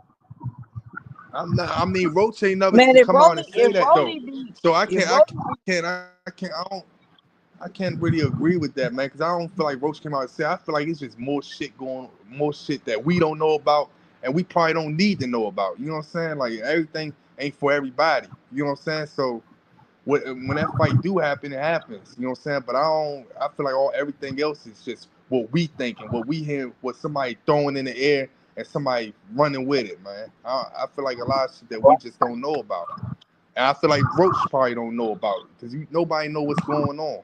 You know what I'm saying? And I like how Tank and them niggas is tight knit that they don't even got a lot of people in their fucking business to even know that run around spreading lies or spreading some shit. You know what I'm saying? So I can't. I just feel, I can't really go with that, man. I don't think that it was about no money or none of that stuff. I don't. You I know? mean, they just overlook the fact his legal issues and court dates and shit. Like they just skip over all that. But this been going on before the legal issues. We're not gonna just say that. Let's just put that But out it there. happened a month ago, so he been knowing he was gonna have to do this. It happened a month ago. We've been wondering where this fight was gonna be announced since May. We've been wondering. We have been wondering. This is before. We're not going It to use the happened legal on issues. Father's Day. We not going. I know, but we're Ain't that not in going to May? use the legal issues as nah. On Father's Day was June. They said that happened in June. Yeah, And we he was not going to training. use the legal issues. We're not going to use the legal issues because all this stuff been going on before the legal issues. So A lot of this this this shit be people my been thing wondering, though. Let me say asking this, Rick. questions Not to cut before the you off. legal Let me issues. say this. We go through this every fight, and then the fight happens. Every fight is all of this, and then the fight happens. So at what point are we just gonna understand that whatever y'all talking about, most likely the fight is gonna happen because most likely that's what happens. Am I right or am I wrong? Well, when is it gonna I happen? think this fight is going to happen around It's going to be Christmas time. It's going to be about December for this fight to happen. Man, this fight gonna happen. Man, this fight. I'm gonna tell y'all when this fight gonna happen, and y'all gonna think I'm being It's going to funny. be December, bro. I'm telling you, man. This fight gonna happen. This fight gonna happen when it's a Terrence Crawford and Canelo rematch or Shiraz and Canelo fight. That's when this fight gonna happen. But they're going to put it on the undercard or something? Nah. I'm just saying it's gonna happen around that time. So whenever y'all think that time gonna be, that's when it's gonna happen. That's going to be 2026. Nigga, it ain't gonna be no Canelo Crawford rematch.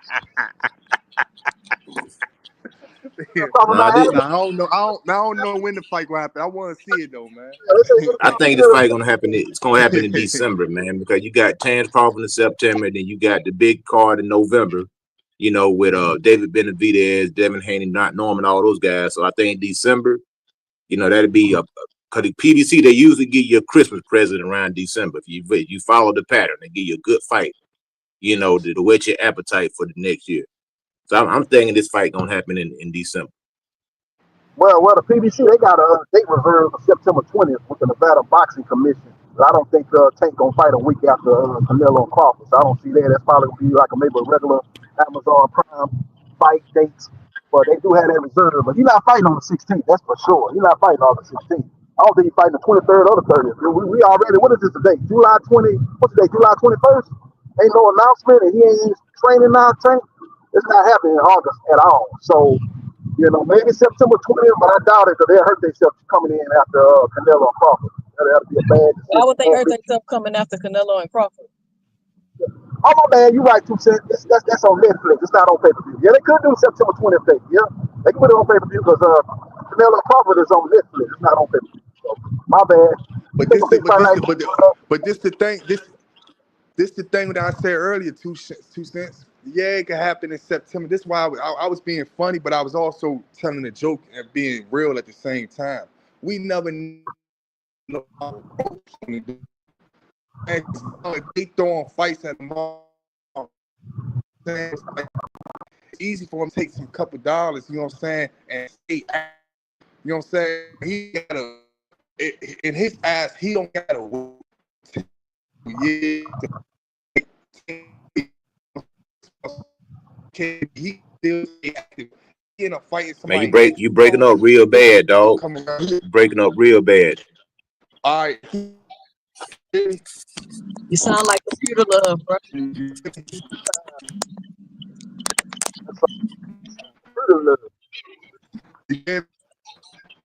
Yeah. Hello? Yeah, Well, we'll see. We'll see, though. I don't think that's for sure. I don't You'll be interested to see if they have some kind of you deadline hear for me? the rematch. Lamar Rose can, you know, if they have Lamar Rose can another fight. So Lamar Rose been calling a lot of people out on Twitter. So I think maybe they should have a deadline for these type of situations. Hey, if this fight don't get done by September, Lamar Rose is free and clear to get another fight. Because you can't tie Lamar Rose's career up with Tank. If Tank ain't ready to fight, he got a lot of stuff going on. You can't tie up Lamar Rose with no fight that's not going to even happen. So hopefully they have a deadline date for the fight to happen. It don't happen just like they had with the Crawford Spence fight. They had a deadline date. If that's the case, you know, once the deadline passed, Lamar Rose is free to look for another fight, man. Cause you can't put your career on hold waiting on Tank, man. If he ain't ready, he ain't ready. He is not putting his career on hold waiting a couple of months. Y'all got to stop that. Yeah, but he been waiting though. You know, you want to stay active. He He been ain't waiting. been waiting that long. Come on, y'all. There ain't nothing. There's nothing in sight for a fight to possibly happen. When did they fight? When was the original fight? What date was that? March, I think. March 30th. Yeah, yeah. It's been what we in. I don't know what the contract said. I don't know if Lamont Roach is locked in for a whole year and can't fight nobody except Tank. I don't know. But see, the thing about it that Lamont didn't win the fight. It's a draw. So that's another issue. You know, is it a win or a draw? I mean, I don't know. Nobody knows what the contract says. Lamont may be locked in where he can't fight nobody but Tank. Yeah. You know what I'm saying? Depending on if it's a deadline. If it ain't no deadline, could be a year. If it's a year, that's messed up, man. Because Tank got him. That'd be messed up. I wouldn't even sign no contract like that. I would have an out. If they look at me and say rematch don't happen by this date.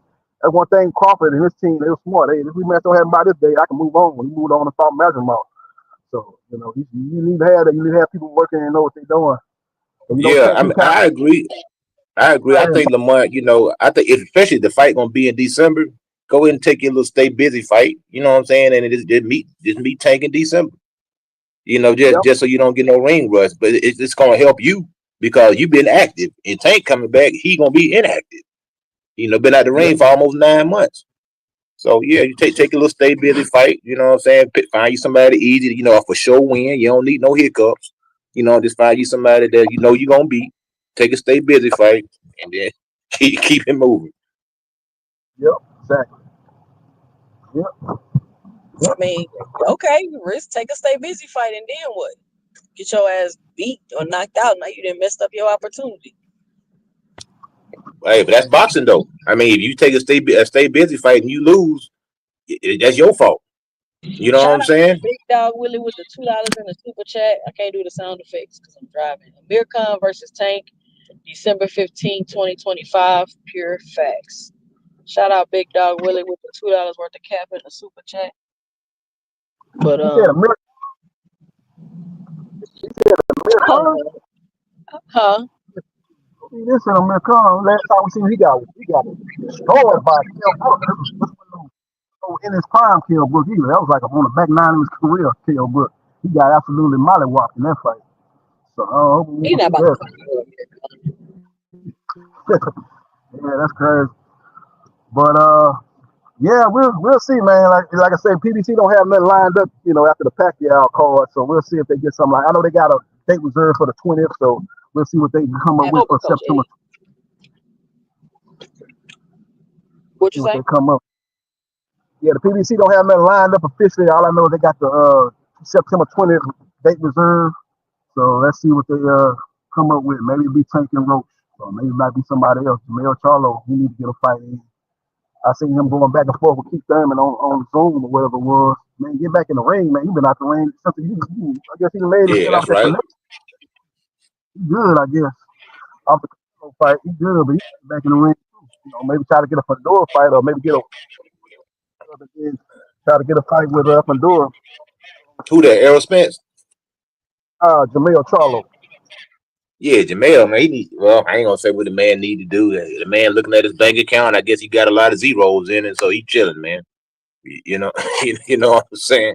But it'd be nice to see him come back, fight somebody. But like I say, them guys get that money, that bank account looking fat, they ain't really got no motivation to get back in the ring. You know what I'm saying? I mean, shit is what it is, brother. I mean, yeah, like people acting like PBC, they don't have a lot of days. Some of these fighters don't want to fight. It ain't always just PBC. Some of these fighters do not be wanting to fight. But I think Thurman and Jamel about to make a fight. What y'all think about that fight? I like that fight. I think it's a tune-up for Jamel, in my opinion. I think it's competitive match, man. I do. I think it's a good fight. I think Keith Thurman, he get a lot of flack for not fighting and pulling out of fights and doing a lot of talking and capping, but he can fight though. At the end of the day, he can fight. You know what I'm saying? He can move around. He's got good legs, got good power punches. He's a good Keith Thurman's a good fighter. I mean, I can't take nothing from him. He only got one loss. He just inactive. That's what the knock on Keith Thurman.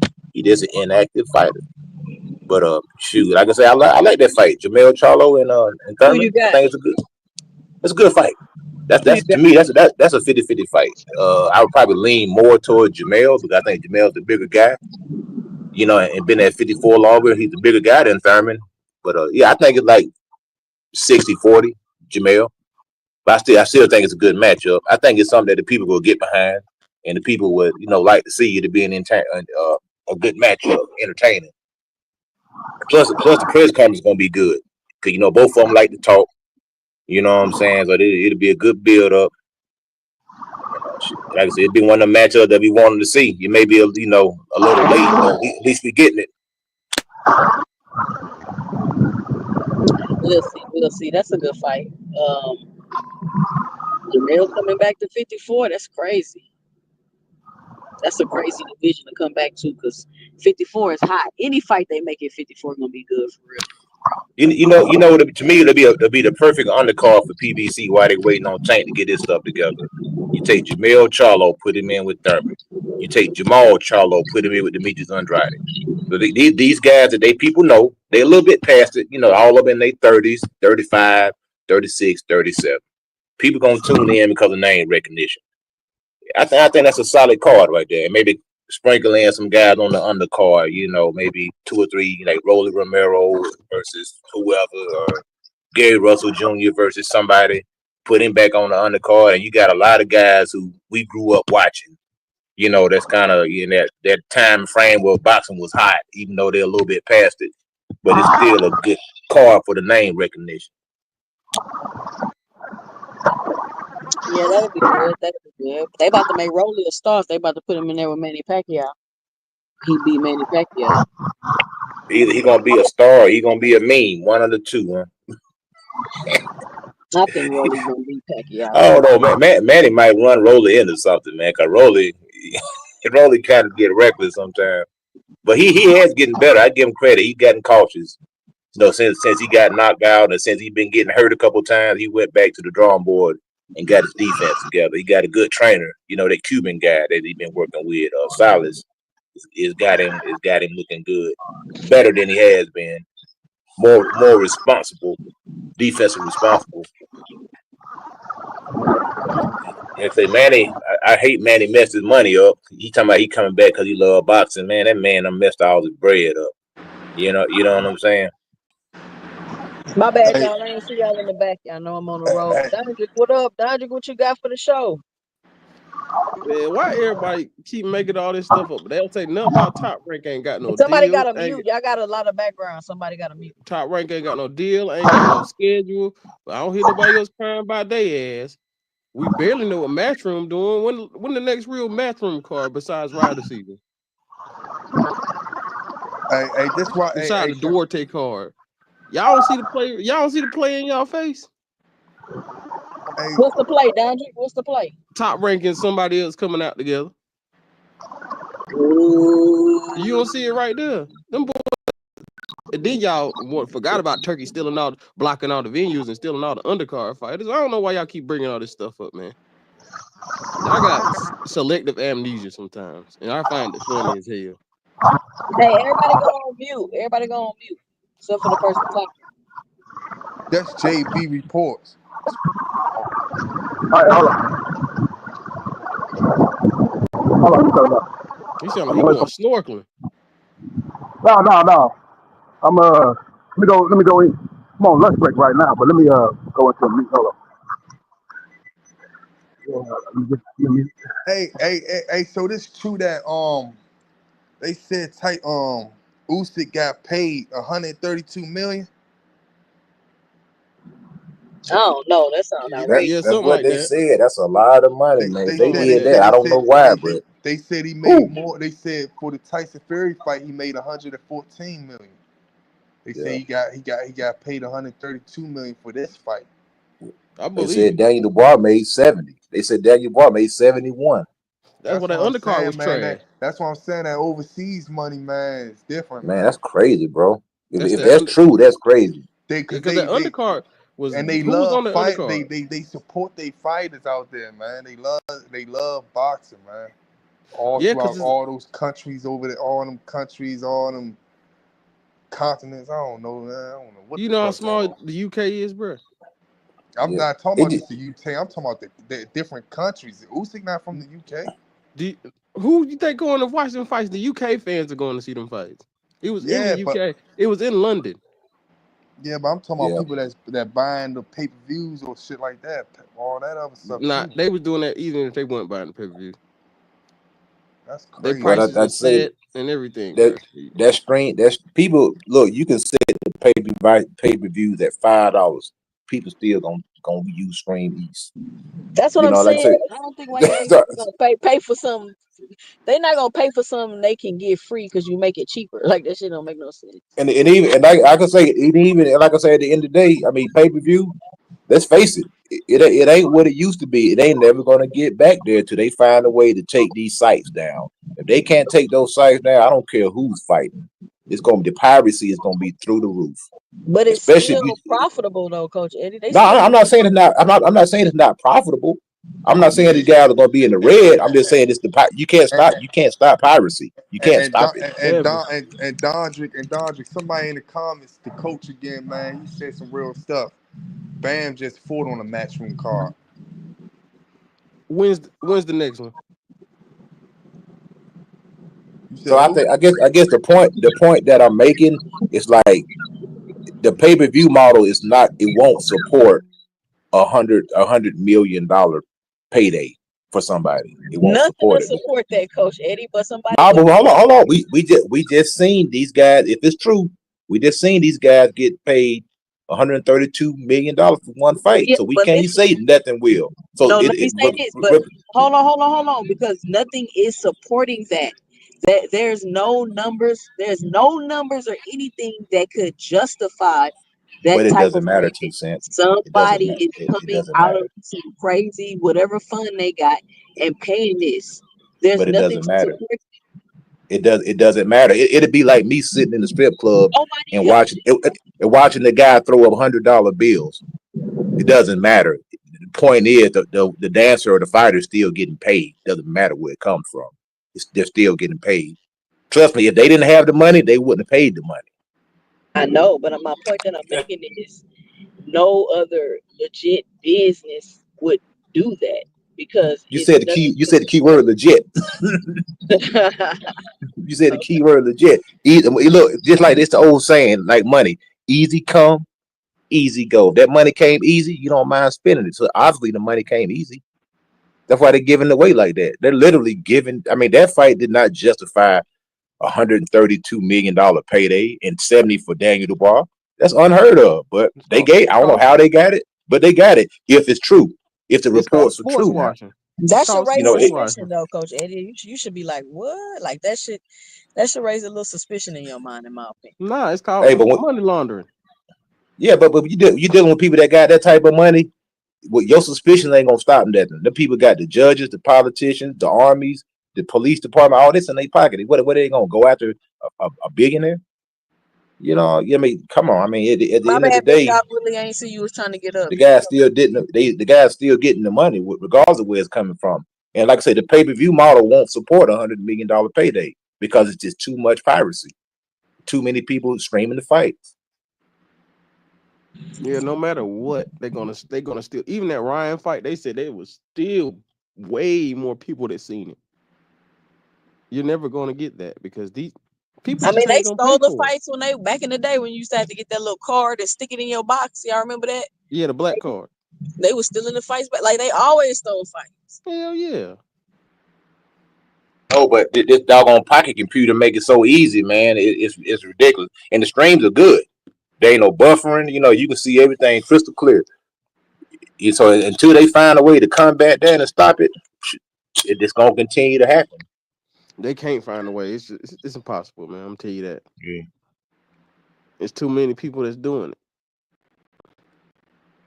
Y'all know they're gonna come up with some AI that could figure it out, I'm sure. Nah, it's always gonna be a link. Because it's AI they gonna find it, but there's gonna be AI to make it too. So it's like it's a never ending loop. What you think about the fights this weekend, Dondra? I actually enjoyed I enjoyed most of the cards except that first the Usyk and Dubois card. That shit was very boring. So it's like, but every other card was good. I mean, I was sad for my guy Tszyu, but hey, you went in there. He can't get mad. He went in there with all dogs. So hey, it was a good fight while it lasted. Bam looked good.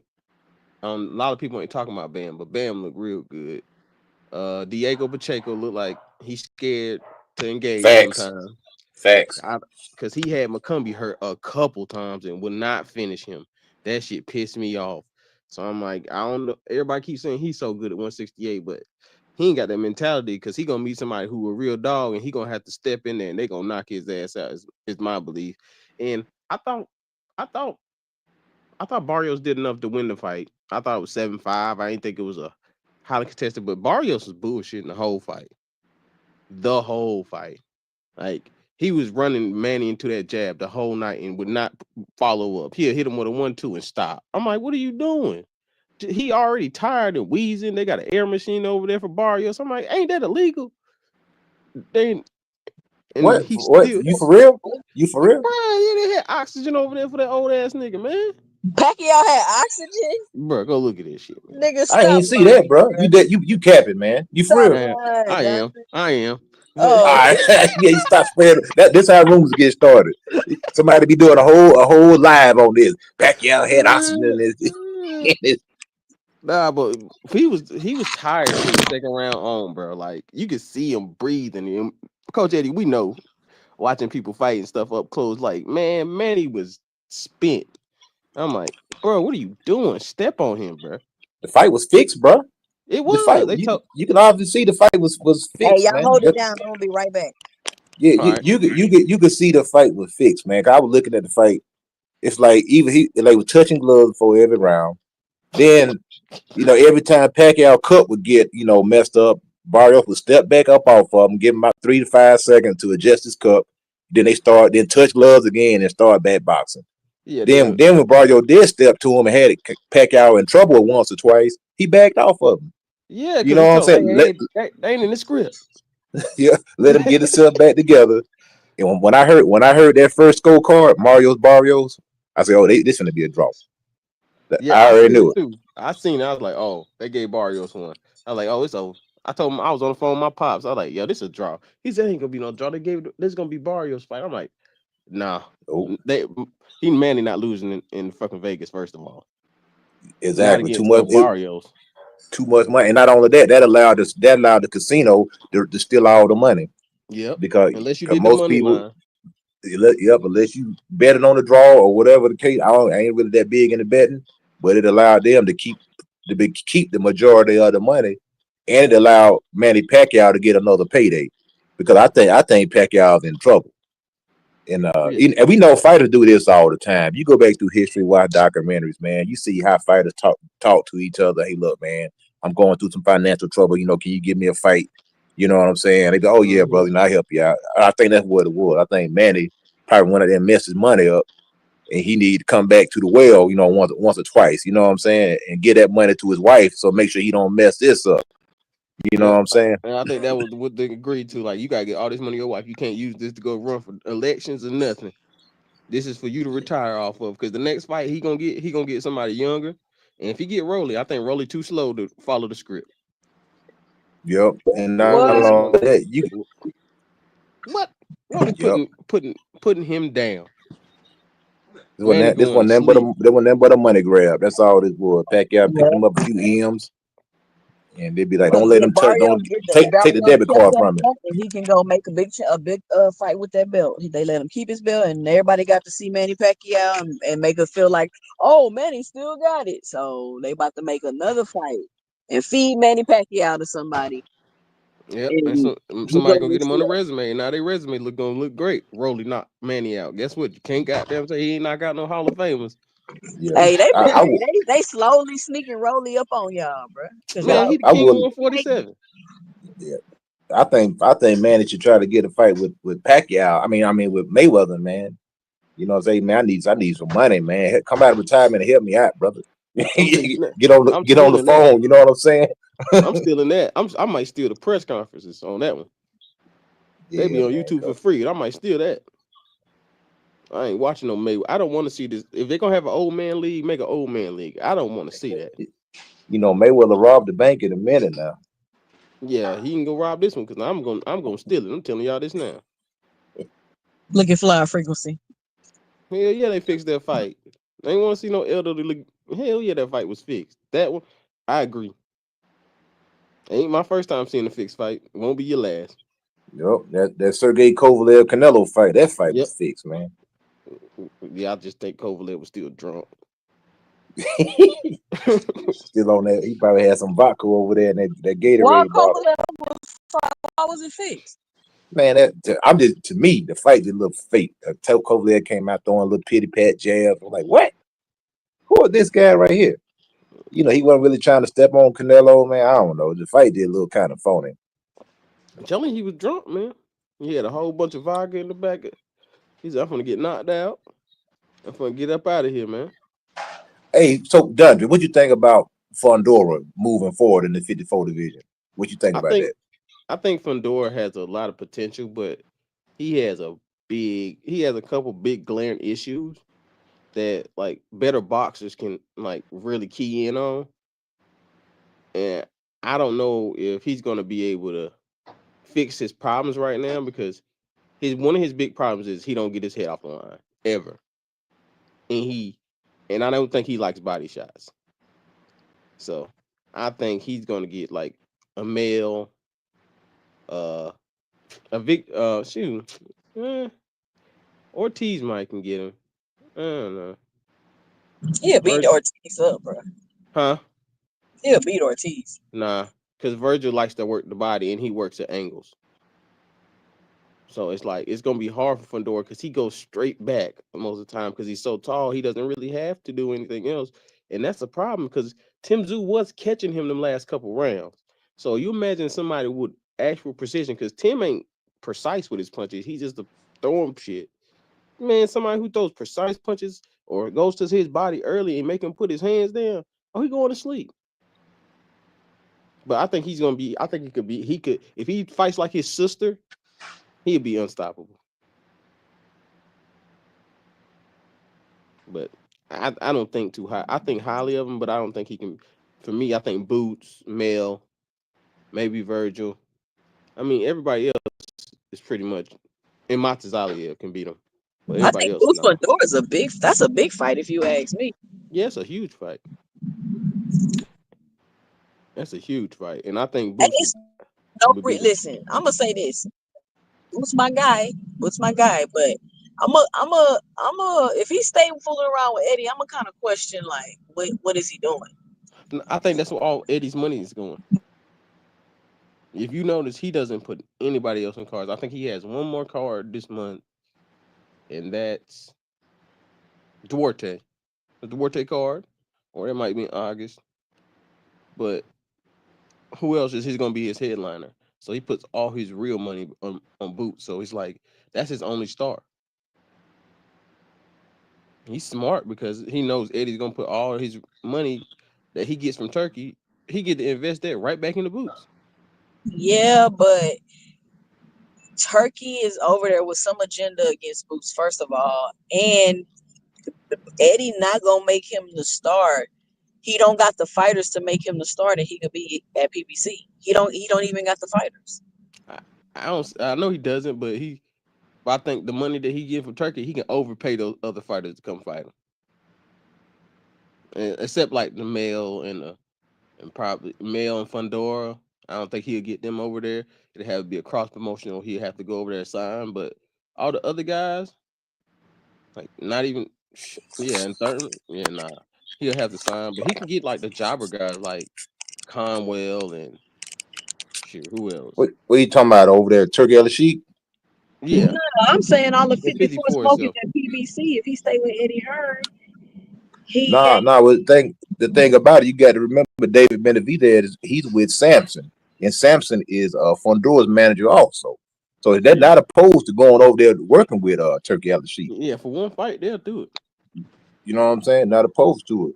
Now, what I heard that Fundora is calling out Xander Zayas, which is Puerto Rican.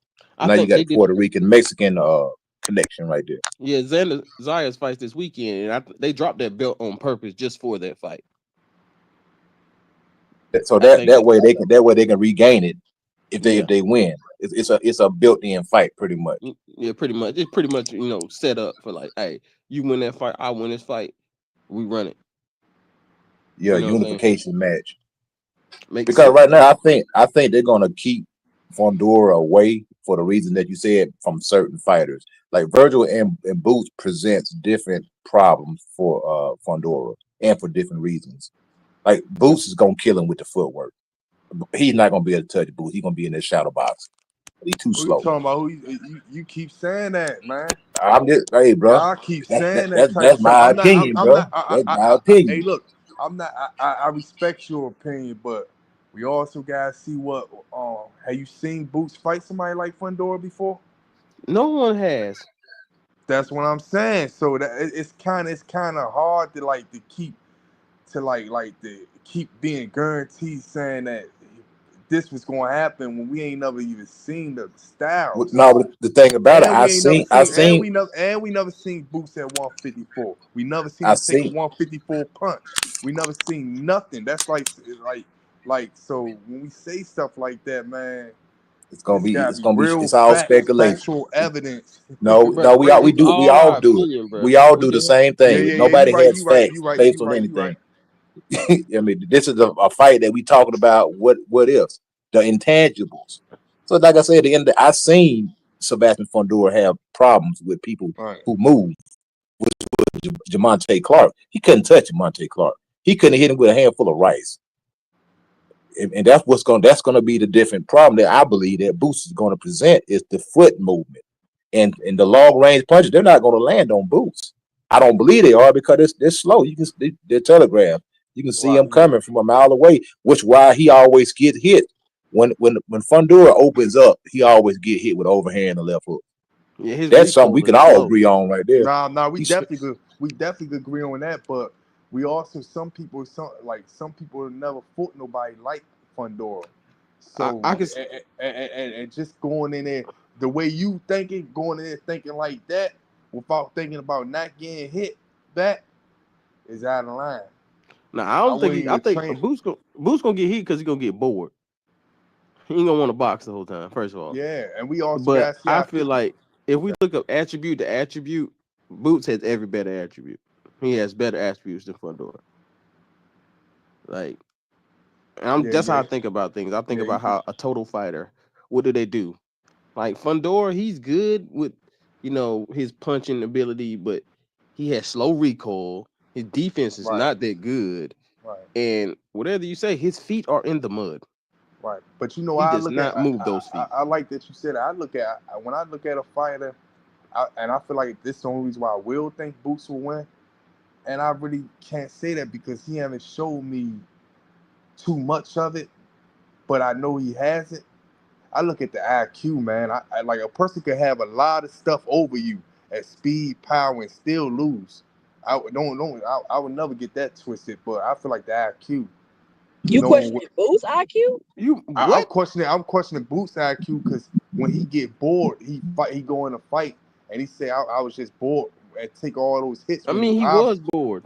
Hold on. When he obviously could have moved out the way and did this, did That's that, about did this. being mature. That's immature. Is what that is. You said mature, but that's immature. That's the only reason why I question. That's not I'm his like, IQ. I'm like, damn, why you just going there and fighting him like that? You know what I'm saying? Why you ain't, you know what I'm saying? Like, do show some of his skill. You know what I'm saying? But that's why I question his IQ. But I know he got it. But that's why I look at it when I see it. When I'm looking at a fight, I don't be really looking at a nigga that could hit fast, a nigga could do this, do that, and third. Man, I mean, but it matters. How you gonna assess the fight if that's not what you're looking at? I'm not looking at that as they gonna guarantee win the fight like that.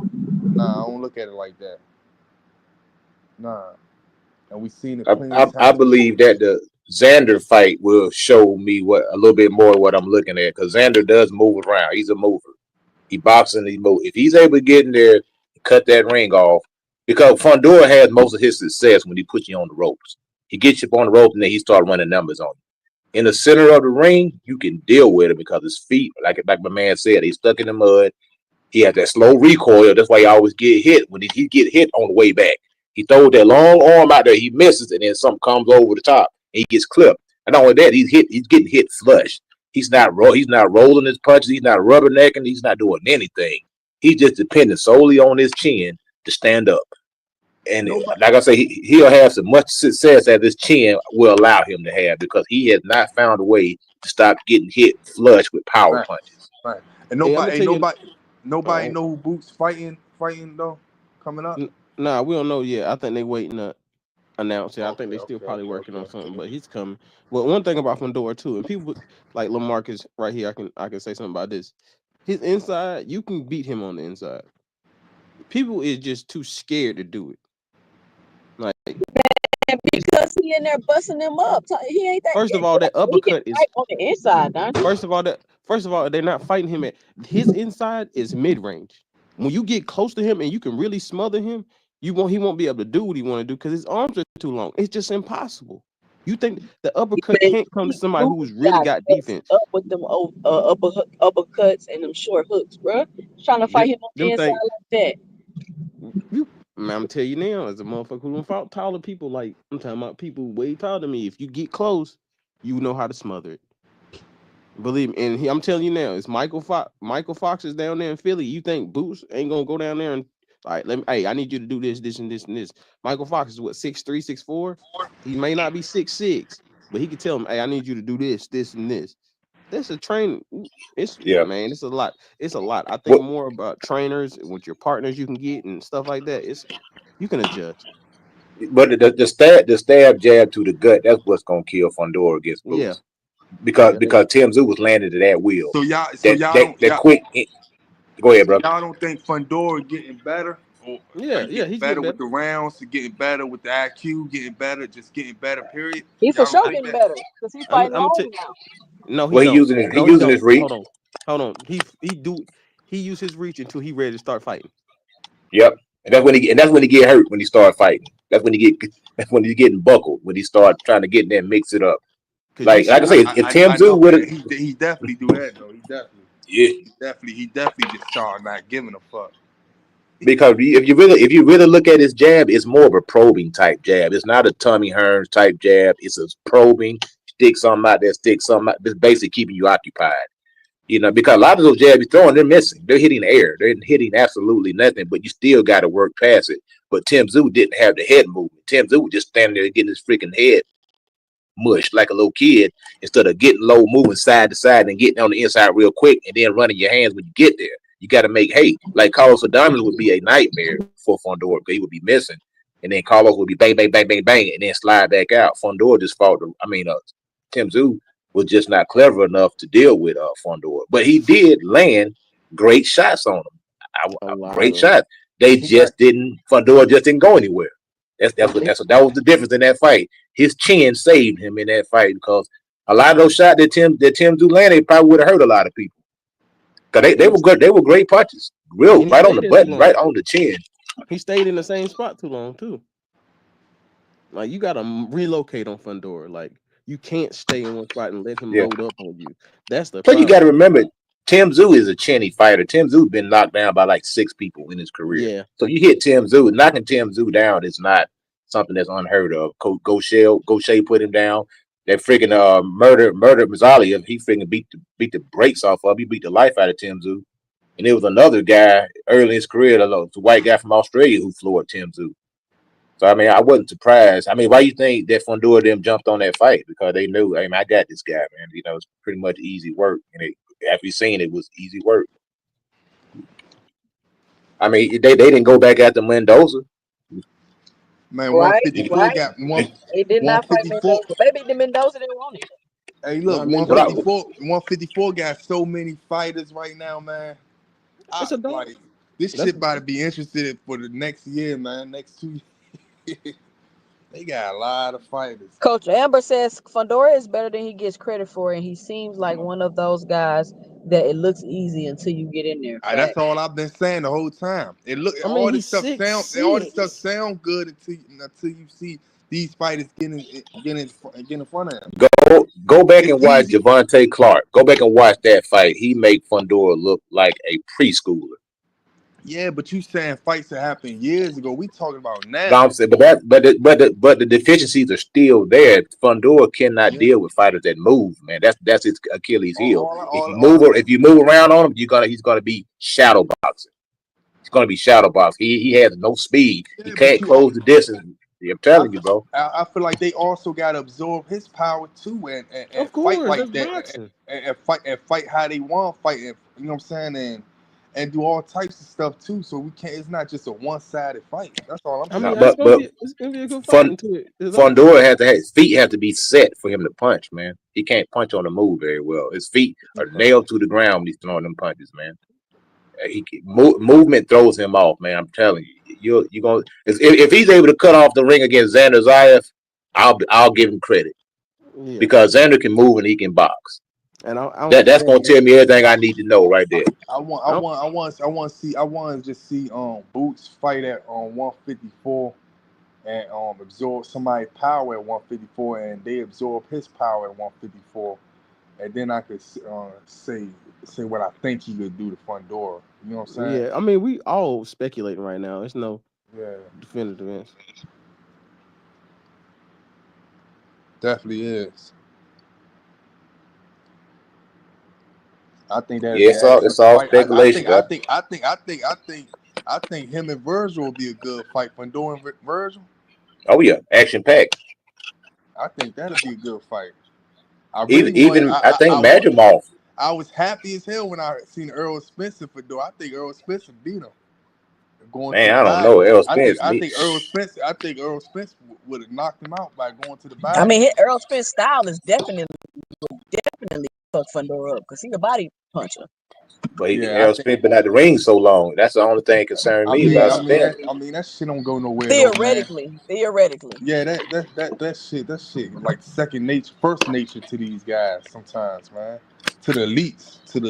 That shit ain't. But y'all, I mean, Coach Amber say she don't think Xander ready for Fundora. Well, we're about to find out. Ready or not, you know what I'm saying? We about to see. I think that's the fight. That they're gonna make. And Xander's calling for it. Say, get the man what he's looking for. Give him a shot. I mean, he could definitely possibly stop this split for sure. Long layout. But I think I heard Spence going to 60. He's probably gonna try to fight Laura. Try to pick that belt up. But even with Laura, you got to be careful because Laura's crafty. Man. Who said Spence going to 60? I thought he was fighting Keith Thurman or someone next. Man, Spence doing push-ups. Man, he doing the push-up challenge, man. That man might not even come back. Spence living his best life right now. That nigga only had one loss. I don't know what's taking him so long to come back from that one loss. Man, that bank account, he looking good. You look over there in that bank account, he got a bunch of zeros in there, man. I don't know that. He only got one loss. Like people written him out like he had like 100 losses or something like that. That man's still good. I mean, yeah, he got one loss, Rich, but you know he also got a lot of other shit to deal with also. It's not just one loss. He Yeah, been Yeah, but he through a got lot throughout his career. health issues, man. I got messed up, got car accident, all that stuff, man. You know what I'm saying? Plus, he don't need it. You know what I'm saying? I mean, it'd be different if the man needed the money, but the man is a multi-millionaire. I don't think You Earl Spence know, owed boxing nothing else. He really don't. He came back after that accident, beat Danny Garcia, continued on his path, made it to the fight for Undisputed. He lost. I mean, what else you you said want? Fundora stop Spence. Damn, they just renting Spence out, man. yeah, they throwing the man away. So teach what Spence a D level fighter now, no C level fighter now. I'm saying now. They gonna hate, Rich. They gonna hate. God damn, niggas just written him out, wrote him out the books. Like fuck him, he ain't shit.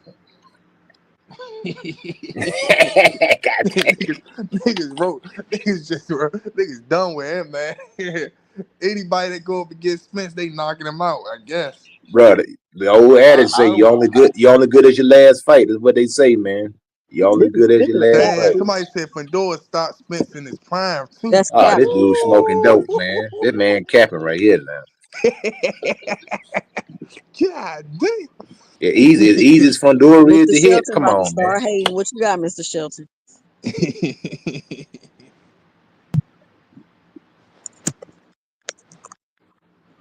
Mr. Shelton, you there? Yeah, I'm No, here. in it. What's going on with y'all? Hey, teach. I ain't gonna agree with that one though, What man. up? The second, nah, I can't agree with that. What y'all talking about? Upcoming squabbles? They said Fundora stops Earl Spence in his prime. What you say, Mr. Shelton? I don't know about that one. Prime Spence actually moved his head a little bit, so I don't know. I think he could have gotten a sign on Fundora. Fundora, you gotta remember, Fundora just started. You talking about this Fundora that started jabbing? Yeah, this one. This one, because the other one didn't even jab. He just fought on the inside. Right. I still think Prime Spence would have got him. Spence was a good fighter, man. Spence was really, really good. You know what I'm saying? Spence just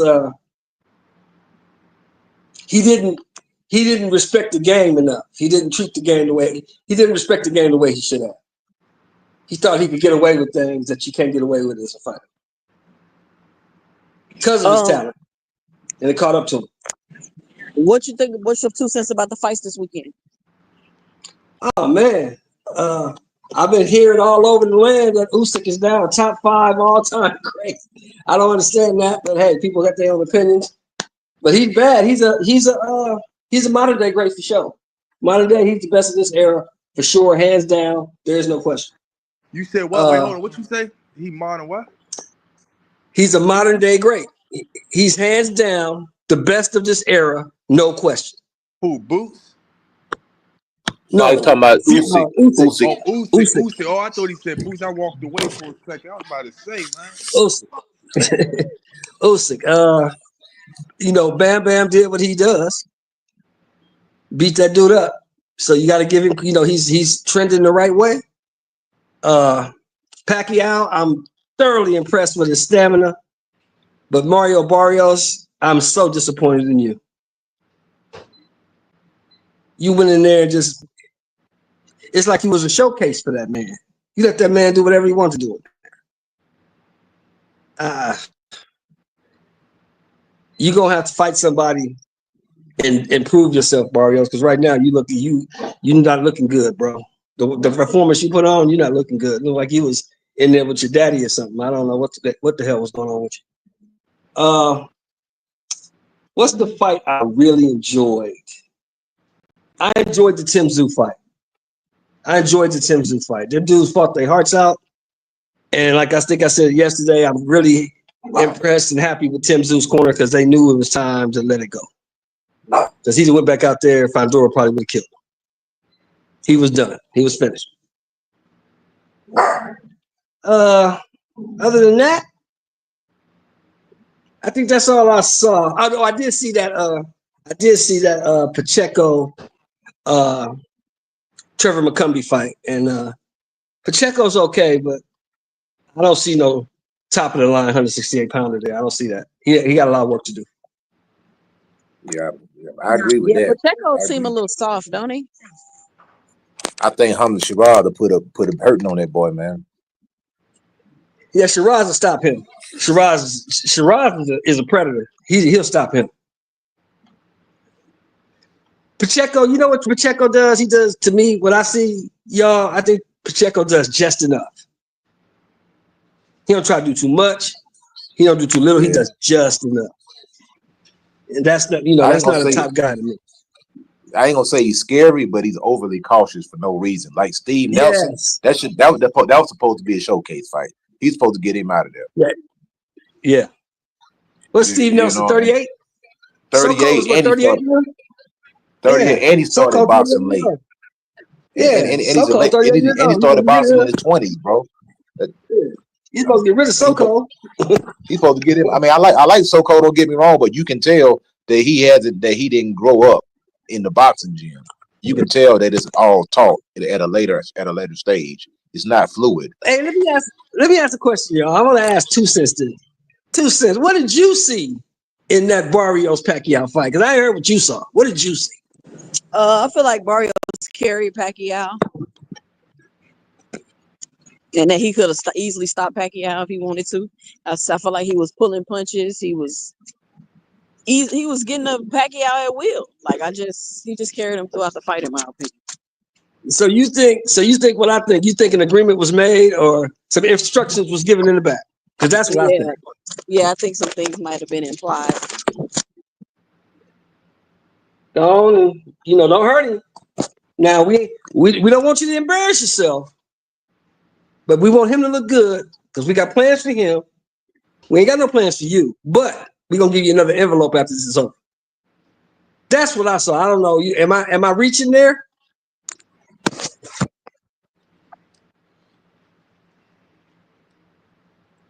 I think it's a lot of people that feel like that. Y'all can hear me? Yeah, we good. Go ahead. I can hear you. No, I asked you, was I reaching? Coach, am I reaching on that one? No, I think it's a lot of people that feel like that. Nah, we saying the same thing, bro. We were talking about the same thing. That fight What was makes phony zero baloney, brother. sense, TSFB Nation? What makes zero sense? Hey, y'all take the show for a second. I got to make a phone call real quick. Yeah. How's it make?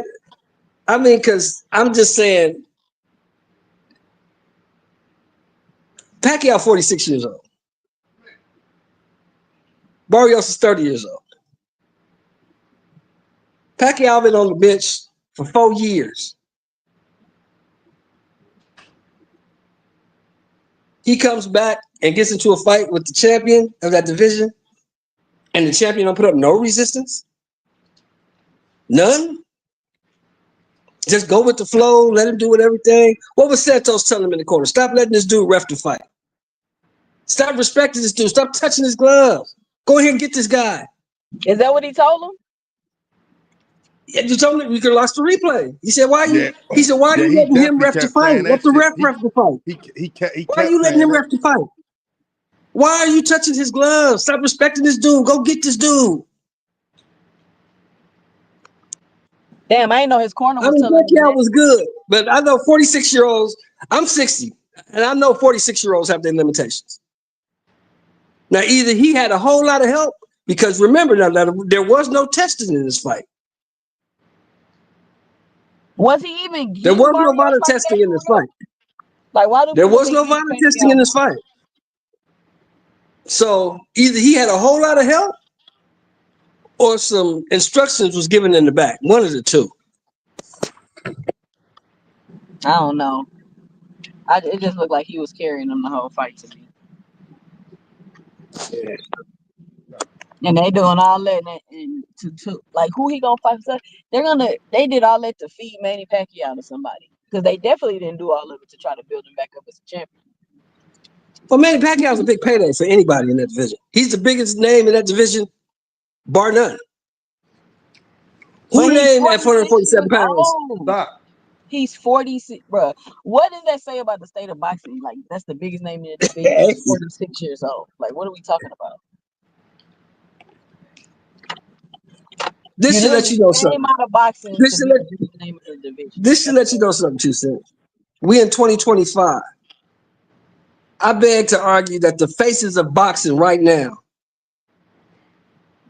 are still Mike Tyson and Muhammad Ali. I mean, that's forever. It shouldn't be that way. Taking that. Floyd Nobody- Mayweather. It shouldn't be that way, though. It shouldn't be that way. But that's the kind of sport boxing is. Like, it's not. Yeah. You know, that's the kind of Yeah, sport. you're right. I grew up. Oscar was the face, then Floyd.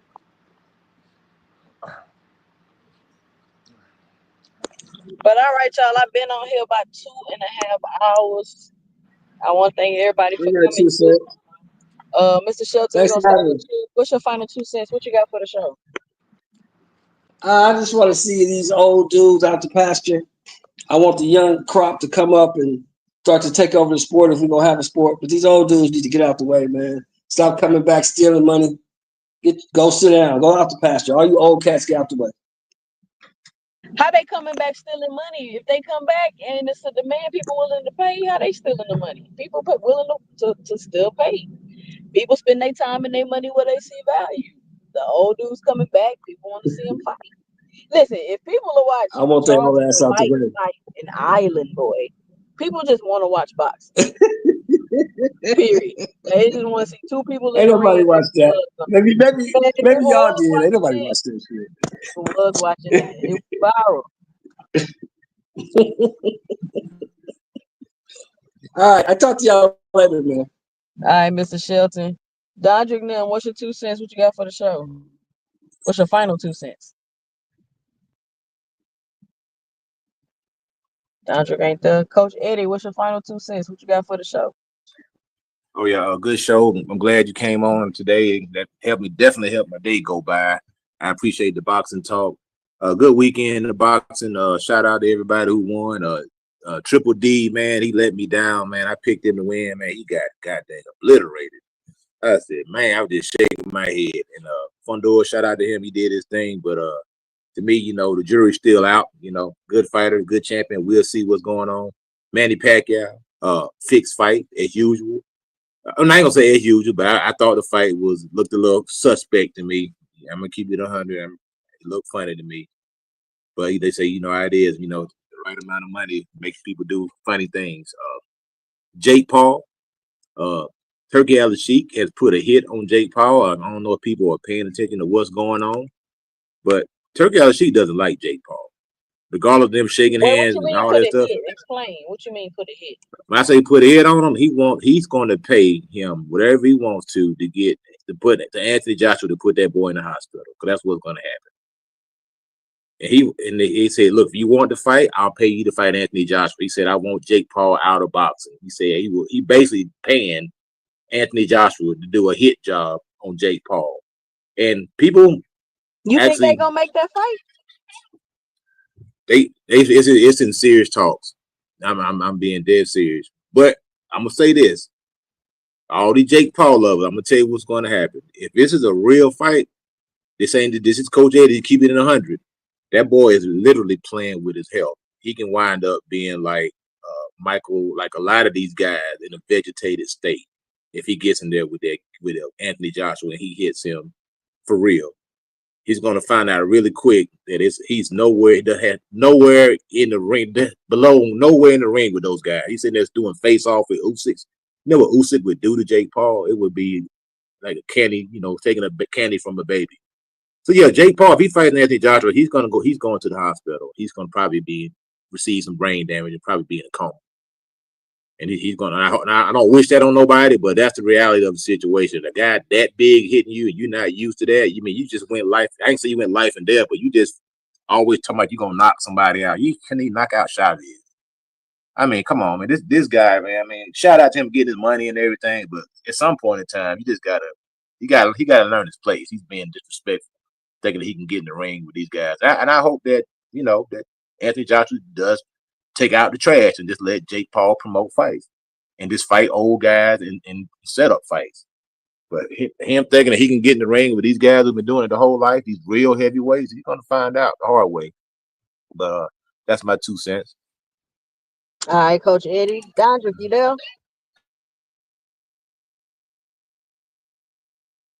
Dondrick going once, going twice. All right, I want to thank everybody for joining me today. Sorry I couldn't come live last night, but today was lit. This is a nice little time slot on Monday. Talked about the fight this weekend. Shout out to everybody. And listen, if you don't want your host all in the videos, cussing you out, timing you out the chat, kicking you off the panel, leaving you in the background, come on over to 2 Cents Boxing, where we talk everything boxing and everybody's entitled to their own opinion.